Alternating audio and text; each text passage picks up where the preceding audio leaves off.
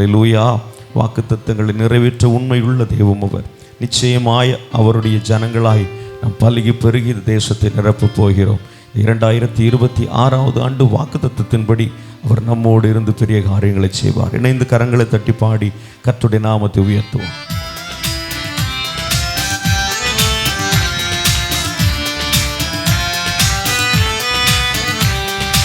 ஆனந்த துதி ஒலி கேட்கும், ஆடல் பாடல் சத்தமும் தோனிக்கும்.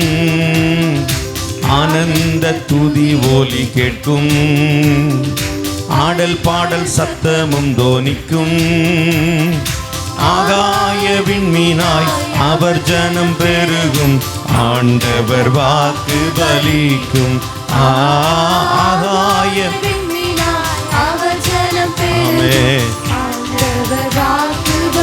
மகிமைப்படுத்துவேன் மகிமைப்படுத்துவேன் என்றாரே. மகிமணி பாசம் பெரிதே, மங்காத புகழுடன் வாழ்வோம், மாட்சி பெற்று எண்ணிடுவோமே.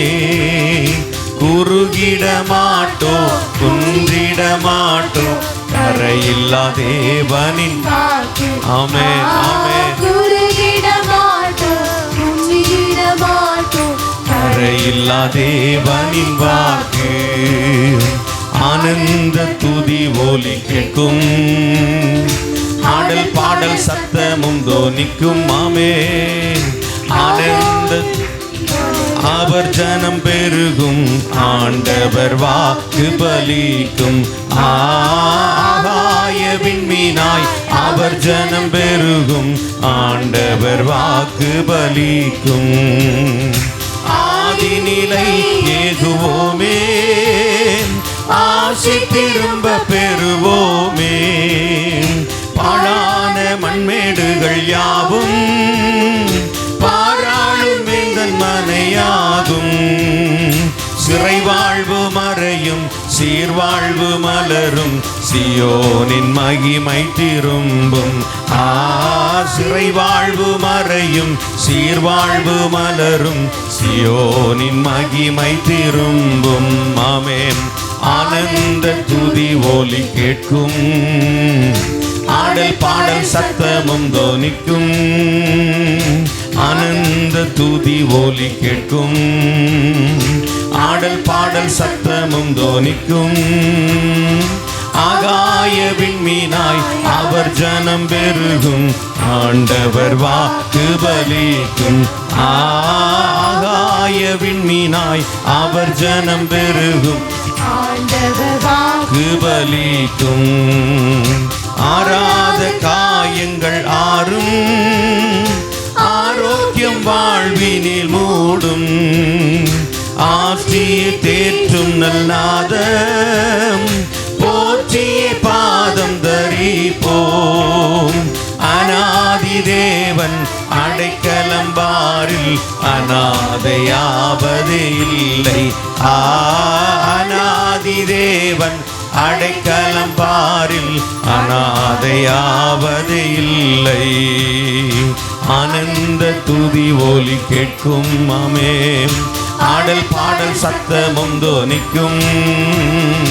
ஆகாய விண்மீனாய் அவர் ஜனம் பெருகும், ஆண்டவர் வாக்கு பலிக்கும். ஆகாய விண்மீனாய் அவர் ஜனம் பெருகும், ஆண்டவர் வாக்கு பலிக்கும். பார்போற்றும் தேவன் நம் தேவன், பாரினில் வேறில்லை பாக்கியம். நீரெந்த ஜனங்கள் என்றாரே, வேறென்ன வாழ்வினில் வேண்டும்.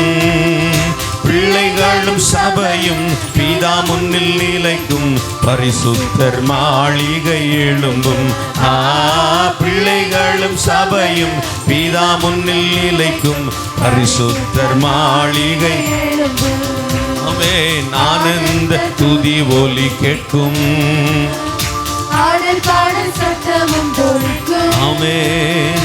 ஆகாய விண்மீனாய் அவர் ஜனம் பெருகும், ஆண்டவர் வாக்கு பலிக்கும். ஆகாய விண்மீனாய் அவர் ஜனம் பெருகும், ஆண்டவர் வாக்கு பலிக்கும். ஆகாய விண்மீனாய் அவர் ஜனம் பெருகும், ஆண்டவர் வாக்கு பலிக்கும். அல்லேலூயா. ஆகாய விண்மீனாய் அவர் ஜனம் பெருகும், ஆண்டவர் வாக்கு பலிக்கும். அல்லேலூயா. ஆபிரகாமுக்கு கொடுத்த வாக்கு தத்தத்தின் ஆசீர்வாதங்கள் ஆவிக்குரிய இஸ்ரவேலரான நம்மையும் கர்த்தர் திரளாய் பெருக பண்ணுவார். அல்லேலூயா. கர்த்தர் நல்லவர். எல்லாரும் எழும்பி நின்று நம் கர்த்தரை ஆராதிக்க போகிறோம். எல்லாரும் உற்சாக இதயத்தோடு எழும்பி நிற்போம். அல்லேலூயா. வேதம் சொல்கிறது, அவரை துதிக்கிற துதி நம் நாவில் வைத்திருக்கிறார், உதடுகளின் காளை என்கிற பலியாய். எல்லாரும் இணைந்து அந்த பலி செலுத்தி கர்த்தரை உயர்த்தும் பொழுது நேவையான கிருபைகளை கர்த்தர் நிச்சயமாய் நம்முடைய வாழ்வில் தருவார். நிச்சயமாய் நான் கிருபையோடு வாழாவிட்டால் சத்துரு நம்மை தகர்த்து விடுவார். அல்லேலூயா. அந்த கிருபை வேண்டும் என்று சொல்கிறவர்கள் தாராளமாய் தருகிற தேவனை எல்லாரும் முழு உள்ளத்தோடு உயர்த்த ஆரம்பித்திருங்க. அல்லேலூயா. இவ்வளவு நாட்களும் கண்மணி போல நம்மை காத்தார். எண்ணி பாருங்க, நம்மை அவர் நினைக்கிறார் என்றால் நம்மிடத்தில் ஒரு தகுதி இல்லையே, ஒரு நீதி இல்லையே, ஆனாலும் நம்மை நினைக்கிறார் என்றால் எவ்வளவு பெரிய தயவு அது. அல்லேலூயா. நம்மை மீட்டு கொண்டாரே. அந்த ரட்சிப்பை குறித்து யோசிச்சு பாருங்க. அல்லேலூயா. எத்தனை ஞானவான்கள் இருக்க கர்த்தர் நம்மை தேடி வந்தார். எவ்வளவு வசதி படைத்தவர்கள் இருக்க நீதான் வேண்டும் என்று நம்மோடு கூட இடைப்பட்டார். அந்த தெய்வத்தின் அன்புக்கு நிகராய் ஒரு அன்பு உண்டோ? அல்லேலூயா. சிலுவையிலே எல்லாவற்றையும் சகித்து நமக்காக பலியானாரே. அந்த தெய்வத்தின் அன்பை நினைத்து தம்பி கண்ணை திறந்து பார்த்துட்டு இருக்காதுங்கம்மா. கண்களை மூடி கர்த்தரை துதிங்கம்மா. அல்லேலூயா. நன்றியோடு நாங்கள் உம்மை உயர்த்துகிறோம் ஆண்டவரே. சிலுவையில் வெளிப்பட்ட அன்பு என் வாழ்வில் எனக்காக ஆண்டவரே அப்பா நீர் வெளிப்படுத்தினீரே ஆண்டவரே. உம்மை நான் எப்படி துதிக்காமல் இருப்பேன் ஆண்டவரே அப்பா. புறஜாதியாய் இருந்த என்னை தேடி வந்தீரே அப்பா. இருளில் இருந்த என்னை தூக்கி எடுத்தீரே ஆண்டவரே. கைவிடப்பட்ட என்னை தேடி வந்து கரம் பிடித்து நடத்தினீரே ஆண்டவரே. குழியில் மரணத்துக்கு நியமிக்கப்பட்ட எனக்கு என் மரண உபாதைகளை மாற்றி ஆண்டவரே நித்தியத்துக்கு என்னை அழைக்கவே என்னை கரம் பிடித்து தூக்குறீர் ஆண்டவரே. நான் சகதியில் இருந்தேன், பாவ குழியில் இருந்தேன், ஒருவரும் காணக்கூடாத அலங்கோலமாய் இருந்தேன். என்னை தேடி வந்தவரே, என்னை தேடி வந்தவரே. நான் உம்மை தேடுவதற்கு முன்பாக, உம்மை அறிந்து கொள்வதற்கு முன்பாக என் பிள்ளை என்று என் நாமத்தை அறிந்து என்னை தேடி வந்தீரே அப்பா. கருவில் நான் உருவாவதற்கு முன்பாகவே உம்முடைய மகா பெரிய திட்டம் என் மேலே இருந்தது, என் கரு மேலே இருந்தது. உம்முடைய கண்கள் அதை கண்டது. இதை எண்ணி பார்த்தால் துதிக்காம இருக்க முடியுமோ? அருமை சகோதரி, இணைந்து நம் கரங்களை தட்டி கர்த்தரை உயர்த்துவோம். அல்லேலூயா. அந்த ஆர்ப்பரிப்பின் சத்தம், துதியின் சத்தம் எழும்ப எழும்ப எழும்ப எழும்ப இதுவரைக்கும் பலம் செய்த எரிகோ இனி பலம் செய்ய முடியாது. இதுவரைக்கும் உன்னை கடக்க தடையாய் இருந்த யோர்தான் இனி தடையாக இருக்க முடியாது. அல்லேலூயா. இணைந்து துதிப்போம். எரிகோவை மிதிப்போம், இணைந்து துதிப்போம். யோர்தானை கடப்போம். அல்லேலூயா. ஓ, அதை நீ தாண்ட கர்த்தர் உன் நாவில தான் அந்த அதிகாரத்தை வைத்திருக்கிறார். துதிமா துதிமா துதி. மௌனமா இருக்காதுங்க. அல்லேலூயா. சில வாலிப பிள்ளைங்க முனங்கி இருக்கிறீங்க. வாய்களை திறந்து நன்மை உண்டாகணும் துதிங்க. அல்லேலூயா. நன்றியோடு நாங்கள் உம்மை ஸ்தோத்திரிக்கிறோம் ஆண்டவரே. எல்லாரும் இணைந்து அல்லேலூயா. இது ஆர்ப்பரிப்பின் நேரம். இது கர்த்தரை உயர்த்துகிற, கர்த்தருக்கு கொடுக்கிற உன்னதமான தருணம். இது கர்த்தர் எதிர்பார்க்கிற, பிரியப்படுகிற ஒரு நேரம். இது இந்த நேரத்தை பயன்படுத்திக் கொள்ளுவோம். அல்லேலூயா. யெகோவா ஷம்மா, நாங்கள் உம்மை உயர்த்துகிறோம் ஆண்டவரே. எங்களை மகிமைப்படுத்துவேன் என்று சொன்னவரே, நாங்கள் உம்மை உயர்த்துகிறோம் ஆண்டவரே. அல்லேலூயா. அல்லேலூயா. நீங்கள் குறுகி போவதில்லை, நான் உங்களை மகிமைப்படுத்துவேன். நீங்கள் சிறுமைப்படுவதில்லை, நான் உங்களை மகிமைப்படுத்துவேன் என்று எரேமியா தீர்க்கதரிசிக்கு சொன்ன அதே தேவன் இந்த நாளிலே நம்மை மகிமைப்படுத்த, நம் குறுகி போகாதபடி, நம் இடாய்த்து போகாதபடி நம்மை தலைநிமிரச் செய்கிற தேவனுடைய வல்லமை நம் மத்தியிலே வெளிப்பட்டு கொண்டே இருக்கிறது. எல்லாரும் இணைந்து கர்த்தரை உயர்த்துவோம், உன்னதரை உயர்த்துவோம். அல்லேலூயா. நீர் உயர்ந்தவர், நீர் சிறந்தவர், உன்னதங்களில் வாசம் பண்ணுகிறவர். அல்லேலூயா. அநேகர் இழந்து போன அந்த ஆதி நிலையை இந்த நாளிலே கர்த்தர் எதிர்பார்க்கிற விண்ணமாய் நாம் ஒப்பு கொடுத்து கர்த்தரை ஆராதிப்போம். அல்லேலூயா. ரட்சிக்கப்பட்ட நாட்களிலே எவ்வளவு துதித்தோம். ரட்சிக்கப்பட்ட நேரத்தில் யாரும் பக்கத்தில் இருக்கவங்கள பார்க்கல. ஓ, வெக்கத்தை மற மறந்து கர்த்தரை நாம் துதித்தோமே, என்னை ரட்சித்த என் தேவனை எப்படி துதிக்காமல் இருப்பேன் கண்ணீரோடு துதித்தோமே, அந்த ஆதி நிலையை ஆதி அன்பிலே கர்த்தர் நம்ம இழுக்கிறார். கரங்களை தட்டி வெட்கப்படாதுங்க, கரங்களை தட்டி ஆவில் நிறைந்து கர்த்தரை மாத்திரம் நினைத்து துதிங்க. அல்லேலூயா. பாழாய் போன என்னுடைய வாழ்க்கையை வயல் நிலமாய் மாற்றின என் தேவனை நான் துதிப்பேன் என்று சொல்லி துதிங்க. அல்லேலூயா, அல்லேலூயா. இருளில் இருந்த எனக்கு வெளிச்சத்தை தந்தாரே துதிங்க. பேத என்னை பயன்படுத்துகிறாரே துதிங்க. அல்லேலூயா. இந்த நாவை கர்த்தர் அபிஷேகம் பண்ணினாரே கர்த்தரை துதிங்க. சத்துருக்கள் மத்தியிலே என் தலையை எண்ணெயால் அபிஷேகம் பண்ணினாரே கர்த்தரை துதிங்க. அல்லேலூயா. ஆறாத காயங்களை ஆற்றுகிற என் தெய்வம் நம் மத்தியில் இருக்கிறாரமா. கரங்களை தட்டி கர்த்தரை துதிங்க. எல்லா அல்லல்கள் மாறும், எல்லா இருளின் அதிகாரங்கள் மாறும், ஆரோக்கியம் வரும்.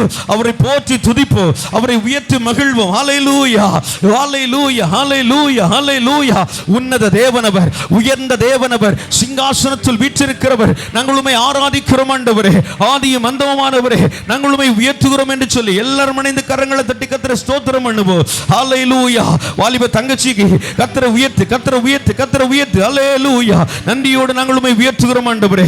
பெரியவர் நீர், பெரியவர் நீர், பெரியவர் நீர் ஆண்டவரே, பெரியவர் நீர் ஆண்டவரே, பெரியவர் நீர் ஆண்டவரே.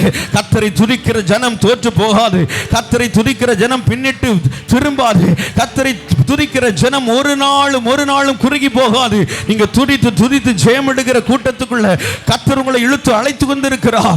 இந்த கூட்டத்தில் கர்த்தரை துதிக்க துதிக்க இந்த அலங்கத்துக்குள்ள ஒரு மகிமை உன்னை நிரப்பு. ஹல்லேலூயா. உன்னை குறுகி போவதற்காக இந்த அலங்கத்துக்குள்ள கர்த்தர் அழைத்து வரவில்லைமா. நீ துதித்து ஜெயம் பெற வேண்டும், நீ துதித்து ஜெயம் பெற வேண்டும். உன்னை பலப்படுத்துவா, உனக்கு சகாயம் பண்ணுவா, உன்னை கர்த்தர் பலப்படுத்தி உன்னை கொண்டு கர்த்தர் செய்து முடிப்பா. உன்னை கர்த்தர் சத்துருக்கு முன்பாக நிறுத்துவா, உன்னை கர்த்தர் வெண்கல் அலங்கமாய் மாற்றுவா, உன்னை கர்த்தர் அம்பாய் கர்த்தர் எடுத்து பயன்படுத்துவா. நீ பலப்பட வேண்டும், நீ இன்னும் அதிகமாய் கர்த்தருக்குள்ள வளர வேண்டும், நீ எழும்ப வேண்டும், எழும்பி பிரகாசிக்க வேண்டும். கர்த்தர் விரும்புகிறார். நீ ஆயத்தமானா கரங்களை தட்டி கர்த்தரை உயர்த்தி கொண்டே இரு, கர்த்தரை உயர்த்தி கொண்டே இரு. அவர்கள் ஒருமரப்பட்டு மேல் வீட்டறையில் கூடி கர்த்தரை துதித்து ஜெபத்தில் விண்ணப்பத்தில் காத்திருந்தார்கள். சடுதியாய் ஒரு காற்று இடிமுழக்கு போல இறங்கிச்சு, பிரிந்திருக்கிற நாவுகளை போல இறங்கிச்சு சொன்னது போல ஹல்லேலூயா. அந்த தேவனுடைய வல்லமை உங்களை நிரப்பு. துதிங்க துதிங்க. இடைவிடாமல் ஆராதிக்கிற தேவன் நம்மை நிச்சயமாக தப்புவிப்பா. சகோதரா, நிச்சயமாக உன்னை தப்புவிப்பா. சகோதரி, நிச்சயமாக கண்ணீருக்கு ஒரு முடிவு உண்டு. நீ ஆராதி, நீ தொடர்ந்து ஆராதி, நீ தொடர்ந்து ஆராதி. இது தேவ சமூகம், இது கர்த்தர் எழுந்தருளி இருக்கிற தம்முடைய ஸ்தாபர ஸ்தலம், இது கர்த்தர் உலாவுகிற இடம். நான் உங்கள் நடுவில் உலாவி உங்கள் தேவனாய் இருப்பேன் என்று சொன்ன தேவன் வாக்கு பண்ணினவர் இடத்துல இருக்கிறா, வாக்கு பண்ணினவர் இடத்துல இருக்கிறா. உன் உலர்ந்த எலும்புகள் மாறும். நீ துதி, நீ துதி, இணைந்து துதிப்போ, கரங்களை தட்டி துதிப்போ, கண்ணீரோடு தெரியப்படுத்துவோ, ஸ்தோத்திரத்தோடு தெரியப்படுத்துவோ. சமாதானம் உண்டாகிறது, குடும்பங்களுக்குள்ள சமாதானம் உண்டாகிறது. குடும்பங்களுக்குள்ள கர்த்தர் மகிமையாய் இறங்குகிறார். கர்த்தருடைய வல்லமை ஒவ்வொரு குடும்பத்துக்குள்ள இறங்குகிறது. இங்க நீ துதித்துக் கொண்டிருக்கிறாய். கர்த்தர் கிரியை நடப்பிக்கிறவராய் உன் பாளையத்தில் உலாவுகிறார், உன் குடும்பத்தில் உலாவுகிறார். கர்த்தர் ஜெயம் தருகிறாருமா. நீ தோற்று போக மாட்ட, நீ தோற்று போக மாட்ட. சத்துருக்கள் நிலைக்கலாம். இதோடு இவனுடைய வாழ்க்கை முடிந்தது, இதோடு இவனுடைய வாழ்க்கை முடிந்தது என்று முடிவில துவக்கத்தை தருகிற ஒரு தேவன் உண்டு என்று நம்பினானா கரங்களை தட்டி கர்த்தரை துதி. உன்னுடைய வாழ்க்கையை முடிக்க அல்ல, உன்னுடைய வாழ்க்கையை தொடங்கவே இந்த அலங்கத்துக்குள்ள கர்த்தர் உன்னை அழைத்து வந்திருக்கிறார். நம்பிக்கையோடு விசுவாசத்தோடு கர்த்தரை துதி. இரட்டிப்பான நன்மையை தருவேன், அதை இன்றைக்கே தருவேன் என்று சொன்னவர் நிச்சயமா இந்த இடத்துல இருக்கிறார், நிச்சயமா இந்த இடத்துல இருக்கிறார், நிச்சயமா இந்த இடத்துல இருக்கிறார். கர்த்தர் உனக்காக யெகோவா நிசியாய் வெளிப்படுகிறார், உனக்காக யெகோவா நிசியாய் வெளிப்படுகிறார். வெற்றி கொடி ஏந்தி நீ ஜெயம் பெறுவாய், நீ ஜெயம் பெறுவாய், நீ ஜெயம் பெறுவாய். கரங்களை தட்டி யூத ராஜ சிங்கத்தின் பிள்ளைகள் நீங்கள் கரங்களை தட்டி வெற்றி சுகத்தை ஜெயத்தை பெற்றுக்கொள்வோம். ஹல்லேலூயா, ஹல்லேலூயா. வெள்ளம் போல சாத்தான் வந்தாலும் ஆவிதாமே கொடி பிடிப்பா. வெள்ளம் போல சாத்தான் வந்தாலும் ஆவிதாமே கொடி பிடிப்பா. அஞ்சாதே என் மகனே, நீ அஞ்சாதே என் மகளே, அஞ்சாதே என் மகனே, நீ அஞ்சாதே என் மகளே. இணைந்து பாடுவோமா? வெற்றி கோடி பிடித்திடுவோம், நாம் வீர நடை நடந்திடுவோம். ஆமென்.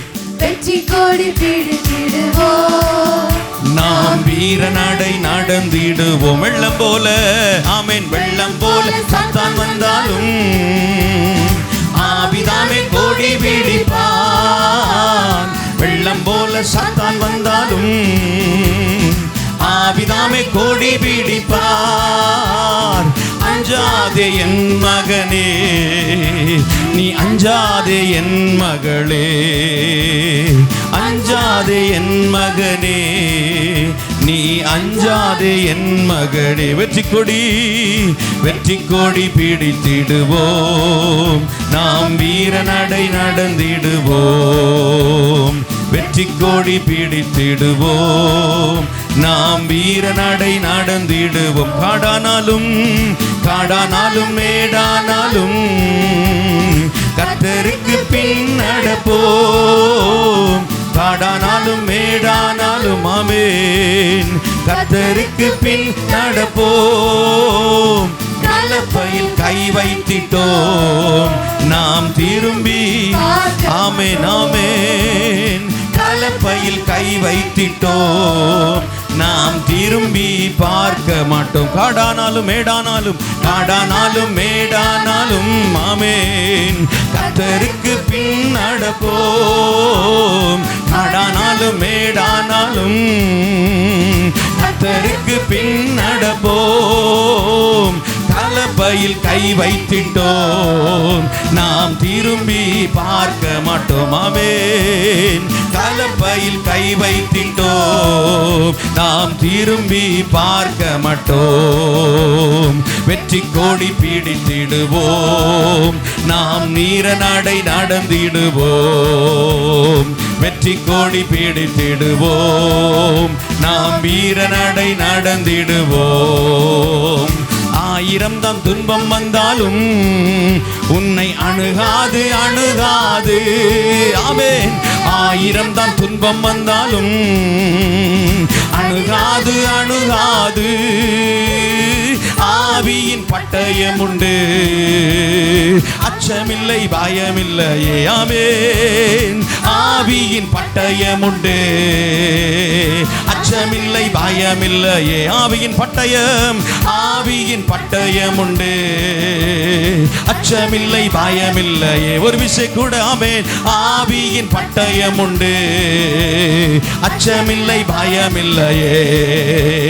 வெற்றி கோடி பிடித்திடுவோம், நாம் வீர நடை நடந்திடுவோம். ஆமென். வெற்றி கோடி பிடித்திடுவோம், க்ளோரி வீர நடை நடந்திடுவோம். கோலியாத்தை முறியடிப்போம் இயேசுவின் நாமத்தினால். கோலியாத்தை முறியடிப்போம் இயேசுவின் நாமத்தினால். விசுவாச கேடயத்தால் பிசாசை வென்றிடுவோம். ஆமென். விசுவாச ஜெயம் எடுக்கிற நேரம் இது, கர்த்தர் ஜெயம் கொடுக்கிற நேரம் இது. ஹல்லேலூயா. விசுவாச கேடயத்தால் பிசாசை வென்றிடுவோம். ஆமென். விசுவாச கேளுங்கள், அப்பொழுது உங்களுக்கு கொடுக்கப்படும். தேடுங்கள், அப்பொழுது கண்டடைவீர்கள். தட்டுங்கள், அப்பொழுது உங்களுக்கு திறக்கப்படும். ஏனென்றால் கேட்கிறவன் எவனும் பெற்றுக்கொள்கிறார், தேடுகிறவன் கண்டடைகிறார், தட்டுகிறவனுக்கு திறக்கப்படும் என்று சொன்ன வார்த்தை இந்த நாளிலே சிலர் தட்டும் பொழுது கர்த்தர் திறப்பா.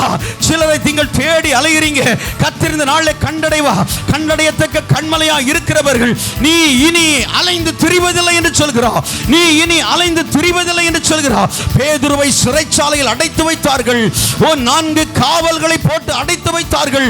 அவர்களுக்குள்ள ஒரு தேவ தூதனை கர்த்தர் அனுப்பினது போல சில பேதுருக்கள் சங்கிலிகளால் கட்டப்பட்ட சூழல் இடத்துல இருக்கிறீர்கள். கர்த்தர் சொல்லுகிறார், உன்னுடைய வாழ்க்கையில நான் ஒரு தூதனை அனுப்புவேன். உன் காவலில நான் ஒரு ஜெயத்தை மரணத்தை தருவே மனிதன் கட்டி வைத்திருக்கலாம், பிசாசரவனை கட்டி வைத்திருக்கலாம். பயன்பட முடியாதபடி, நீ வெளியில இறங்க முடியாதபடி, நீ பிரகாசமாய் மாற முடியாதபடி வைத்திருக்கிற கட்டுகளை காவலுக்குள்ள ஒரு தூதனை கர்த்தர் இப்பொழுது கொடுக்கிறார். பெற்றுக்கொள், பெற்றுக்கொள், பெற்றுக்கொள், பெற்றுக்கொள். அந்த அக்கினி உன் சங்கிலிகளை சுட்டரிக்கிறது. அக்கினி அந்த அடிமைத்தனத்தின் நுகத்தை சுட்டரிக்கிறது.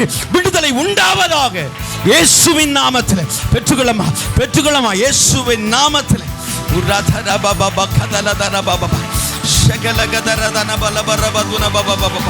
உடகல கரகட கதலதன பலதுன பாபா, உரகட கலதன பலதன பாபா, உரகட கலதன பலதன பாபா, சந்துன பாபா, ரிகட கலதன பல பாபா, ரிகடா ரகதனா சந்துனா, இரிகலா துனமமமா, ரிகலாதனா கோரிதனா சந்துன பாபா. அவர் உயிர் தெழுந்த பிறகு அலசி கொண்டிருந்த பேதுருவை தேடி ஓடி போனாரே, அதே போல அந்த அனுபவத்தில் இருக்கிற உன்னை தேடி இந்த ஆராதனையில் ஒருவர் கடந்து வந்திருக்கிறார். அவர் உன்னை மீன்களை அல்ல மனிதனை பிடிக்கிறவனாய் மாற்றுவார். ரகதனா துனமமமா ரகடலதன பலம். ஹalleluya. 2 நிமிடம் நல்ல ஆவில ஆராதி. ஷகதக ரலதன பாபா ரகடகதலதன பாபா. கட்டுகள் எல்லாம் மாறி போவதாக, கட்டுகள் எல்லாம் மாறி போவதாக, கட்டுகள் எல்லாம் மாறி போவதாக, கட்டுகள் எல்லாம் மாறி போவதாக. தூதன் சொன்ன வார்த்தை, உன் அறையை கட்டு, உன் பாதரட்சைகளை தொடுத்துக்கொள், சத்தியம் என்னும் கச்சையை கட்டி ஆதை ஆயத்தம் என்ன பாதரட்சையை தரித்துக் கொண்டு நீ புறப்பட ஆயத்தமாக, நீ புறப்பட ஆயத்தமாக. இன்னும் நீ தூங்கி இருப்பாயோ, இனி நீ உறங்கி கொண்டிருப்பாயோ? எழும்பு பேதுருவே, எழும்பு, உனக்கான வாசலை கதை திறக்கிறான். நன்றி ஆவியானவரே, நன்றி ஆவியானவரே, நன்றி ஆவியானவரே, நன்றி ஆவியானவரே. மனிதர்கள் திறப்பார்கள் என்று காத்து கொண்டிருக்கிறாயோ? மனிதர்கள் என்னை தூக்கி விடுவார்கள் என்று காத்து கொண்டிருக்கிறாயோ? மனிதன் அல்ல, உனக்கு கர்த்தர் தூதனை அனுப்புவார். கர்த்தர் உனக்கு தூதனை அனுப்புவார். கர்த்தர் உனக்கு தூதனை அனுப்புவார். கர்த்தர் உனக்கு தூதனை அனுப்புவார். கர்த்தர் உனக்கு தூதனை அனுப்புவார். கரங்களை தட்டி receive the name of Jesus.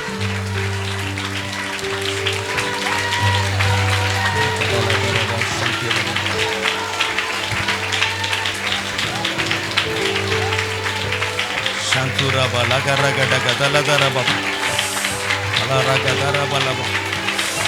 சகர மாறாதவர், மாறாதவர், மாறாதவர், அழைத்தவர் மாறாதவர், கரம் பிடித்தவர் மாறாதவர், வாக்கு பண்ணினவர் மாறாதவர், கிருபைகளை தந்தவர் மாறாதவர்.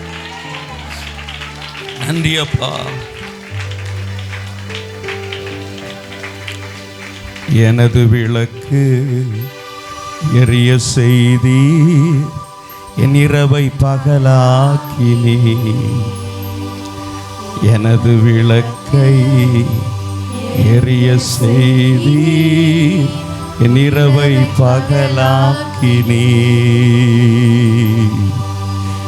எரிந்து கொண்டிருப்பே எப்போதும் உமக்கா, என் ஜீவன் பிரியும் வரை.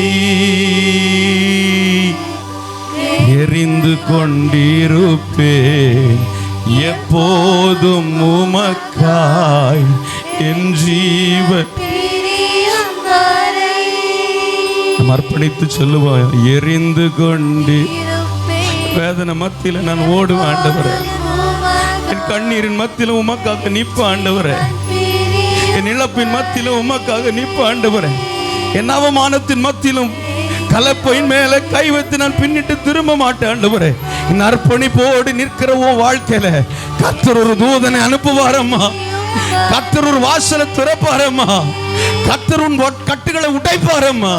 கர்த்தருக்காக வைராக்கியத்தோடு நிற்கிற உன்னுடைய வாழ்க்கையில கர்த்தருடைய வைராக்கியம் அதை செய்து முடிக்கும். எரிந்து கொண்டிருப்பே எப்போதும் என் ஜீவன், எரிந்து கொண்டு இருப்பேன் எப்போதுமே உமக்கா, என் ஜீவன் பிரியும் வரை. எரிந்து கொண்டே இரு. குனிந்து தூக்கினீரே, குனிந்து தூக்கினீரே, பெரியவனாக்கினீரே,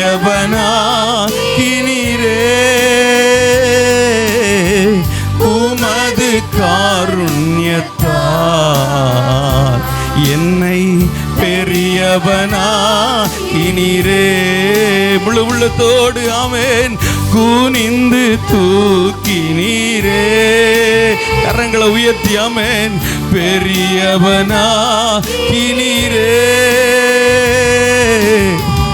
உமது காருண்யத்தால் பெரியவன். நான் நம்பும் கேடகம் விடுவிக்கும் தெய்வம், நான் நம்பும் கேடகம் விடுவிக்கும் தெய்வம் நீர்தான், நீர்தானையா. எல்லாரும் பாடுவோமா? நான் நம்பும் கேடகம் விடுவிக்கும் தெய்வம் நீர்தான், நீர்தானையா. தூயவர் தூயவர் தூயவர் தூயவர், துதிக்கு பாத்திர ஆறுதல் தூயவர் தூயவர், துதிக்கு பாத்திரர் ஆறுதல் நீர்தானையா. குனிந்து தூக்கினீரே, பெரியவனாக்கினீரே,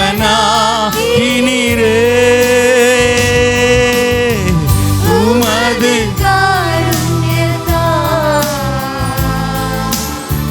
பெரியவன்.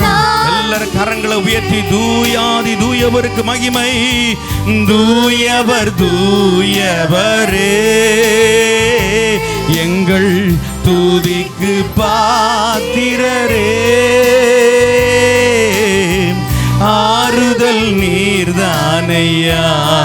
தூயவர் தூயவரே, தூயவர் தூயவர். ஒரு விஷயம் கூட எல்லா வாலிப தம்பி கரங்களை உயர்த்தி தூயவர் தூயவரே,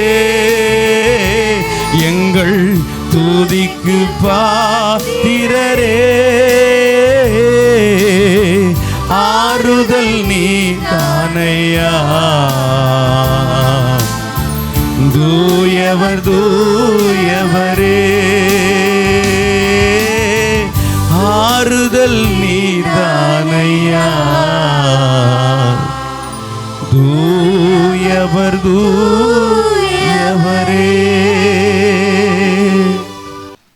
அன்பான தேவனுடைய பிள்ளைகளே, மார்க் 14ஆம் அதிகாரம் 13 முதல் 15 வரைக்கும் அந்த பகுதியை நாம் எடுத்து இணைந்து வாசிக்கப் போகிறோம்.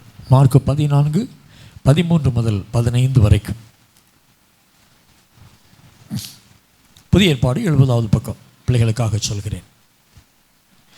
அவர் தம்முடைய சீஷரில் 2 பேரை நோக்கி, நீங்கள் நகரத்திற்குள்ளே போங்கள், அங்கே தண்ணீர் குடம் சுமந்து வருகிற ஒரு மனுஷன் உங்களுக்கு எதிர்ப்படுவான், அவன் பின்னே போங்கள்.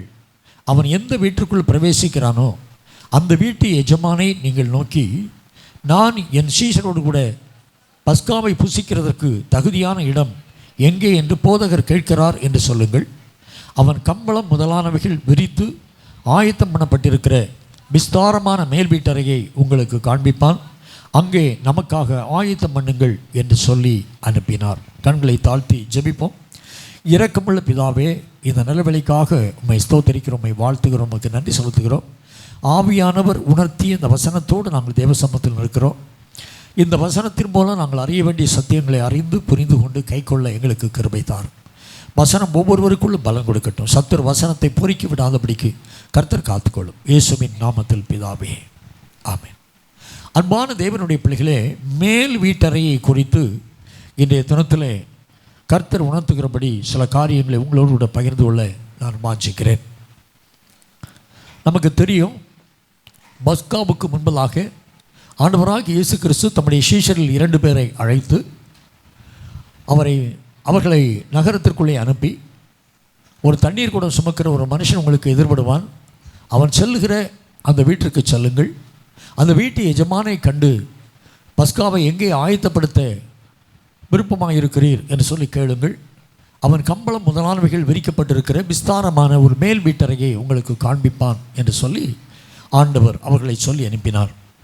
அவர்கள் போனார்கள், வீட்டு எஜமானிடத்தில் கேட்டார்கள். அவன் மேல் வீட்டறையை காண்பித்தான். அங்கே அவர்கள் பஸ்காவை ஆயத்தப்படுத்தினார்கள். சாயங்காலமான போது ஆண்டவராகிய இயேசு கிறிஸ்துவும் சீஷர்களும் அங்கே கடந்து வந்தார்கள், பஸ்கா ஆசரித்தார்கள். இந்த மேல் வீட்டறையை குறித்து சில அனுபவங்களை நான் உங்களோடு கூட பகிர்ந்து கொள்ள வாஞ்சிக்கிறேன். ஆவியானவர் உணர்த்தியபடி இந்த மேல் வீட்டறையில் இருந்து 10 விதமான ஆவிக்குரிய அனுபவங்களை உங்களோடு கூட பகிர்ந்து கொள்ள விரும்புகிறேன். ஒவ்வொரு விசுவாசிக்கும் இந்த 10 விதமான ஆவிக்குரிய அனுபவங்களும் அவசியமானது. ஹல்லேலூயா. நாம் கிறிஸ்துவுக்குள் ரட்சிக்கப்பட்டவர்கள், ஆண்டவராகிய இயேசு கிறிஸ்துவினுடைய வருகையை எதிர்நோக்கி இருக்கிறவர்கள், வருகைக்காக ஆயத்தப்பட்டு கொண்டிருக்கிறவர்கள். அப்படிப்பட்ட நாம் இந்த மேல் வீட்டறையின் மூலம் கற்றுக்கொள்கிற 10 விதமான ஆவிக்குரிய அனுபவங்களையும் பெற்று கிறிஸ்துவின் நாளுக்கு என்று ஆயத்தப்பட வேண்டும் என்று சொல்லி உங்களுக்கு முகவுரையாக சொல்லிவிட்டு அந்த 10 காரியங்களையும் உங்களுக்கு நான் அறிவிக்க விரும்புகிறேன், தியானிக்க விரும்புகிறேன். கர்த்தருக்கு ஸ்தோத்திரம். வாசிப்போம். மார்க் 14ஆம் அதிகாரம் 16, 17 வசனத்தை நாம் வாசிப்போம் வேண்டும். அப்படியே அவருடைய சீஷர் புறப்பட்டு நகரத்தில் போய் தங்களுக்கு அவர் சொன்னபடியே கண்டு பஸ்காவை ஆயத்தம் பண்ணினார்கள். சாயங்காலமான போது அவர் 12 கூட அவ்விடத்திற்கு வந்து பஸ்காவை ஆசரித்தார். பஸ்கா ஆசரிக்கப்பட்ட மேல் வீட்டறை.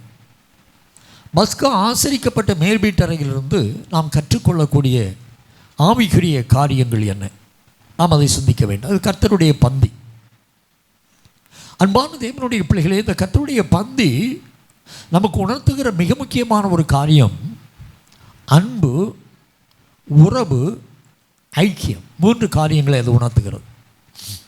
ஒருவருக்கொருவர் அன்போடு கூட கூடி வந்தார்கள், ஒருவருக்கொருவர் உறமாடி மகிழ்ந்தார்கள், அவர்கள் இணைந்து ஐக்கியப்பட்டு பஸ்காவை ஆசரித்தார்கள். இந்த பஸ்கா ஆசரித்த அந்த அனுபவத்தை நாம் சிந்தித்து பார்க்கும்போது அதில் இந்த 3 விதமான ஆவிக்குரிய அனுபவங்கள் இருக்கிறதை பார்க்க முடியும். அந்த நாளில் தானே அவர்கள் பந்தி இருந்தபோது யோவான் இயேசு கிறிஸ்துவனுடைய மார்பிலே சாய்ந்திருந்தான் என்று சொல்லி வேதம் சொல்கிறது. அவ்வளவு அன்பு. பேதுரு சொல்கிறான், என இயேசுவுக்காக உமக்காக நான் ஜீவனையும் கொடுப்பேன் என்று சொல்லுகிறான். அது யோவான் 13ஆம் அதிகாரம் 37 வருகிறது. அப்போ அந்த அளவுக்கு இயேசு கிறிஸ்துவின் மேலே எல்லாரும் அன்பு வைத்திருந்தார்கள். அந்த 12 சீஷர்களும் அவர்களை இயேசுவை அவ்வளவு நேசித்தார்கள். இயேசு அவர்களை சிநேகிதரே என்று சொல்லி அழைத்தார், நண்பர்களே என்று சொல்லி அழைத்தார். அந்த அளவுக்கு அவங்களுக்குள்ள நல்ல ஒரு அன்பு. மட்டுமல்ல, இயேசு அவர்களை பிள்ளைகளே என்று சொல்லி அழைத்தார். அவர்களுக்குள்ளே உறவு. 3வது, அந்த பந்தியின் மூலம் அவர்கள் ஒருவரோடு ஒருவர் ஐக்கியப்பட்டார்கள். இந்த 3 விதமான ஆவிக்குரிய அனுபவமும் தேவ பிள்ளைகளாகிய நமக்கு வேண்டும். நாம் இயேசு கிறிஸ்துவினிடத்திலே முழுமையாய் அன்பு கூற வேண்டும். இயேசு கிறிஸ்துவோடு உள்ள உறவிலே நாம் எப்பொழுதும் நிலைத்திருக்க வேண்டும். இயேசு கிறிஸ்துவோடு கூட ஐக்கியம் உள்ளவர்களாக காணப்பட வேண்டும். இந்த 3 காரியமும் இந்த மேல் வீட்டறையிலிருந்து நாம் கற்றுக்கொள்கிறோம். அன்பான தேவனுடைய பிள்ளைகளே, அன்பு, உறவு, ஐக்கியம். அன்பிலே நிலைத்திருக்க வேண்டும் என்றால் வேதம் என்ன சொல்கிறது? என்னுடைய கற்பனைகளை கைகொள்கிறவன் என்னுடைய அன்பிலே நிலைத்திருக்கிறான் என்று சொல்லி இயேசு சொல்கிறார். அப்போ உண்மையாகவே தேவ பிள்ளைகளாகிய நாம் இயேசுவோடு உள்ள அன்பில் நிலைத்திருக்க வேண்டும் என்றால் அவருடைய கற்பனைகளை கைக்கொள்ள வேண்டும்.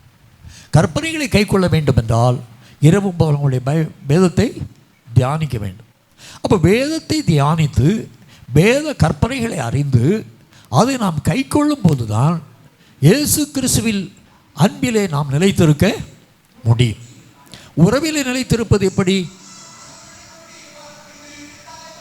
ஆண்டவருடைய சமூகத்திலே இரவும் பகலும் தரித்திருந்து ஜெபிக்கிற பிள்ளைகள் உறவிலே பலப்படுகிறார்கள். நமக்கு தெரியும், புருஷனிடத்திலே மனைவி, மனைவியிடத்திலே புருஷனும் அன்புள்ளவர்களாக இருக்கிறார்கள். அவர்களுக்குள்ளே உறவு இருக்கிறது. ஆனால் பல காலங்கள் அவர்கள் ஒருவரோடு பேசிக்கொள்ளாவிட்டால் அந்த உறவில் விரிசல் உண்டாகி விடுகிறது. அப்போ கம்யூனிகேஷன் ரொம்ப முக்கியம். அது ஜெபத்தை குறிக்கிறது. உறவிலே நாம் பலப்படுவதற்கு நாம் அதிகமாக ஆண்டவருடைய பாதப்படியில் அமர்ந்திருந்து ஜெபிக்க வேண்டும்.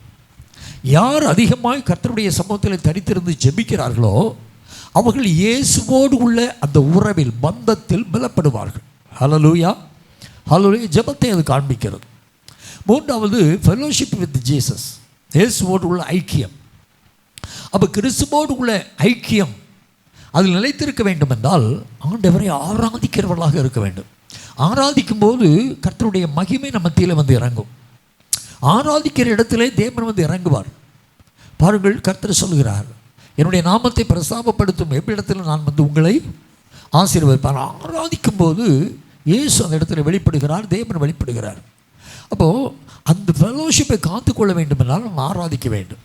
அன்பானவர்களே, நாம் கர்த்தருடைய கற்பனைகளுக்கு கீழ்ப்படியும் போது அவருடைய அன்பிலே பலப்படுகிறோம், வளர்கிறோம்.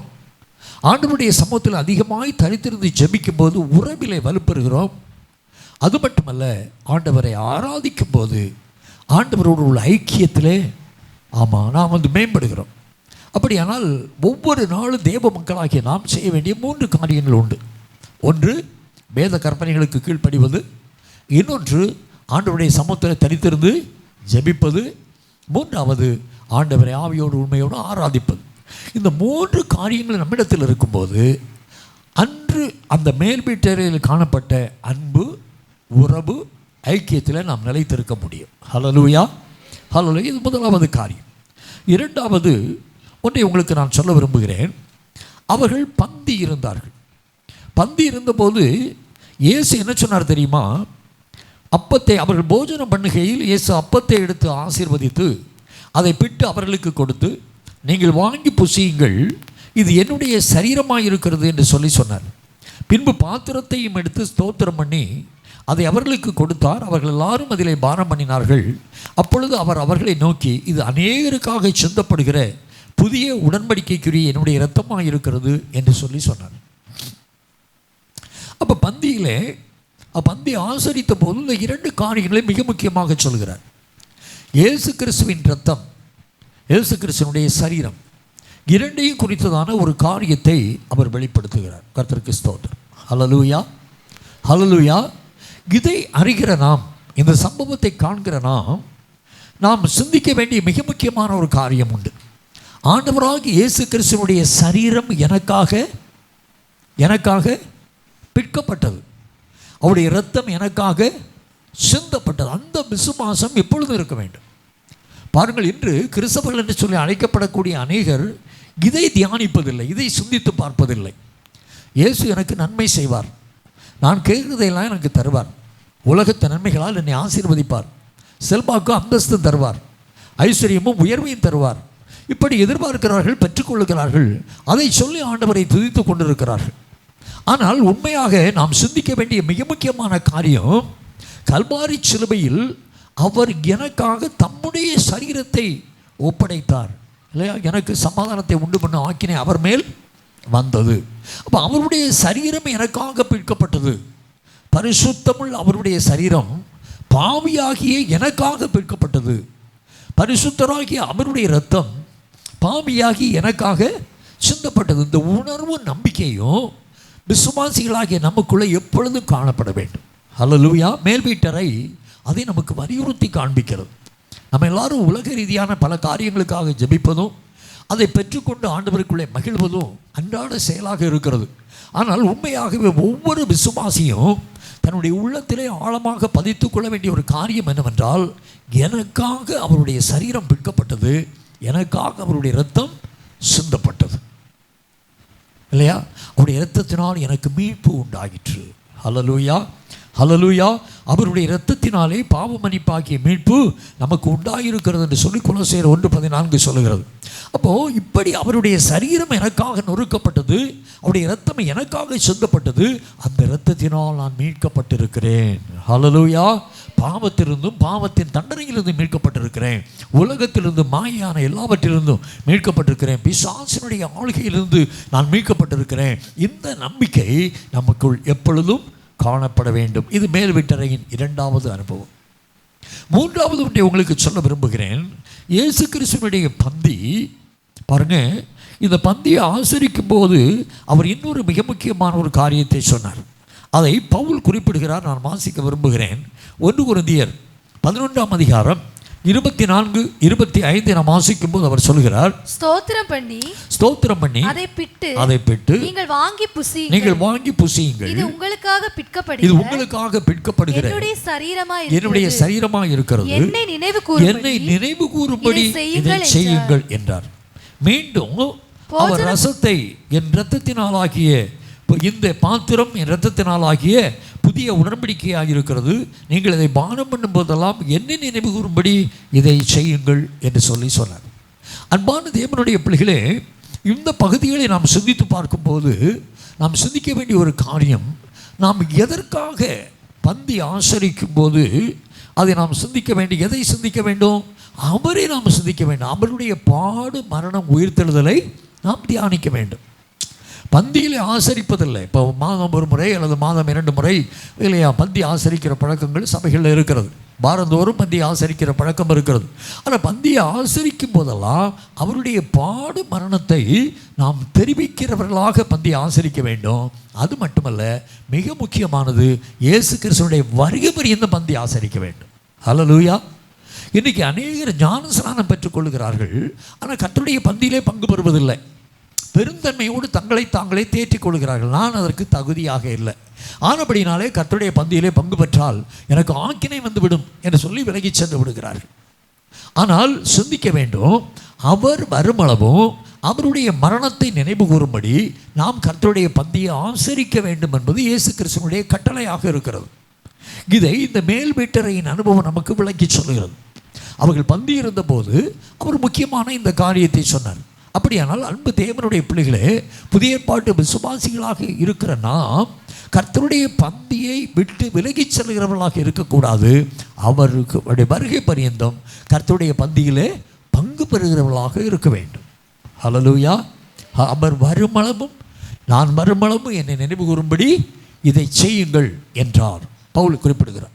அப்போ இயேசு கிறிஸ்துவினுடைய வருகை பரியந்தம் ரட்சிக்கப்பட்ட ஒவ்வொரு தேவ பிள்ளையும் கர்த்தருடைய பந்தியிலே பங்கு பெற வேண்டும். பந்தியை விட்டு விலகி செல்வது முறையானது அல்ல, சரியானது அல்ல.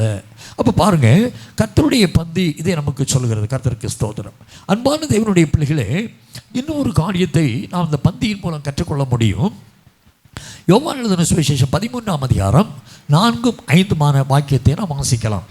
போஜனத்தை விட்டு எழுந்து வஸ்திரங்களை கழற்றி வைத்து ஒரு சீலையை எடுத்து அறையிலே கட்டிக்கொண்டு பின்பு பாத்திரத்தில் தண்ணீர் வார்த்து சீஷருடைய கால்களை கழுவவும் தாம் கட்டிக்கொண்டிருந்த சீலையால் துடைக்கவும் தொடங்கினார். இந்த இடத்துல மிக முக்கியமான ஒரு காரியம் அந்த பந்தியிலே நிகழ்கிறது. பந்தி இருக்கிறார்கள், ஆனால் ஆண்டவர் திடீரென்று அதிலிருந்து எழுந்து தன்னுடைய வஸ்திரங்கள் எல்லாம் கழற்றி வைத்து ஒரு அடிமைக்குரிய வஸ்திரத்தை தரித்துக் கொள்கிறார், அல்லது ஒரு துண்டை கட்டி கொள்கிறார். தம்முடைய சீஷருடைய கால்களை கழுவவும் துடைக்கவும் துவங்குகிறார்.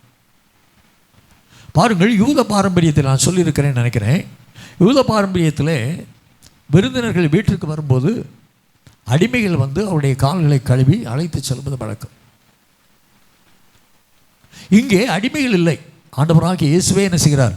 கால்களை கழுவுகிறார். கழுவினது மட்டுமல்ல, அவர் மிக முக்கியமான ஒன்றை சொன்னார். என்ன சொன்னார்? ஆண்டவரும் போதகருமாகிய நானே உங்கள் கால்களை கழுவினது உண்டானால் நீங்களும் ஒருவர் கால்களை ஒருவர் கழுவ வேண்டும். இவைகளை அறிந்திருக்கிறீர்கள், இவைகளை செய்தால் நீங்கள் பாக்கியவான்களாக இருப்பீர்கள். அப்போது இதனால தான் சபைகளில் கால்களை கழுவி பாக்கியவான்களாக ட்ரை பண்ணுறது.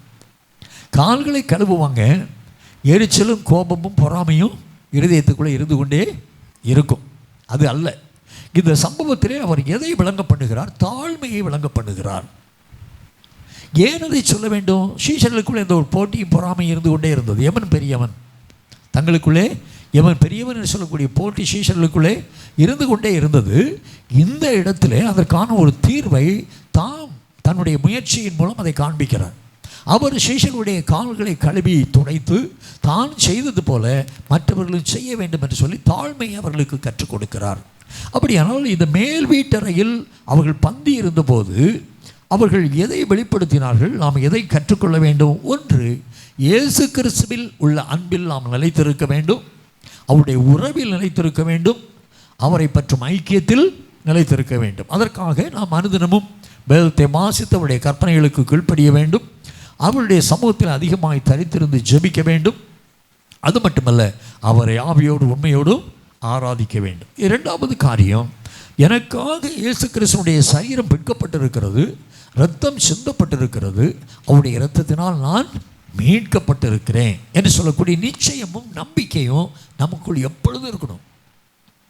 ஹல்லேலூயா. இயேசு சொல்லுகிறார், நான் உலகத்தான் அல்லாதது போல அவர்களும் உலகத்தார் அல்ல. நாம் உலகத்தார் அல்ல, உலகத்துக்குள் இருக்கிறோம், ஆனால் நாம் உலகத்தார் அல்ல, நாம் மீட்கப்பட்டவர்கள். ஸ்தோத்திரம். இயேசு கிறிஸ்துவுக்கு உடன் சுதந்திரவாளிகள், தேவனுடைய பிள்ளைகள். இந்த சிந்தனை நமக்குள்ள இருக்கணும். எனக்காக அவர் அடிக்கப்பட்டார், எனக்காக நொறுக்கப்பட்டார், எனக்கு சமாதானத்தை உண்டு பண்ணும் ஆக்கினை அவர் மேல் வந்தது, இல்லை அவருடைய தழும்புகளால் நான் குணமானேன், அவருடைய இரத்தத்தினால் நான் மீட்கப்பட்டிருக்கிறேன். அந்த நிச்சயமும் நம்பிக்கையும் ஒவ்வொரு விசுவாசியுடைய இருதயத்திலும் எப்பொழுதும் காணப்பட வேண்டும். மூன்றாவது, அவர் வரும் வரை பந்தியை அசட்டை பண்ணாதபடிக்கு கர்த்தருடைய பந்தியில் உற்சாகமாய் பங்கு பெற வேண்டும். நான்காவது, நாம் மற்ற விசுவாசிகளுக்கு முன்பதாக எப்பொழுது நம்மை தாழ்த்த வேண்டும். வேதம் சொல்கிறது, தாழ்மை உள்ளவனுக்குத்தான் அவர் கிருபை அளிக்கிறார். அப்போது நாம் நம்மை தாழ்த்துகிறவர்களாக காணப்பட வேண்டும். ஆண்டவர் விரும்புகிறார். இந்த மேல் வீட்டறையில் பந்தி ஆசரித்த இந்த காரியத்திலிருந்து 4 காரியங்களை நாம் கற்றுக்கொண்டோம். இரண்டாவது, மேல் வீட்டறையின் இன்னொரு அனுபவத்துக்கு நேராக நான் கடந்து செல்ல விரும்புகிறேன். வாசிக்கலாம்.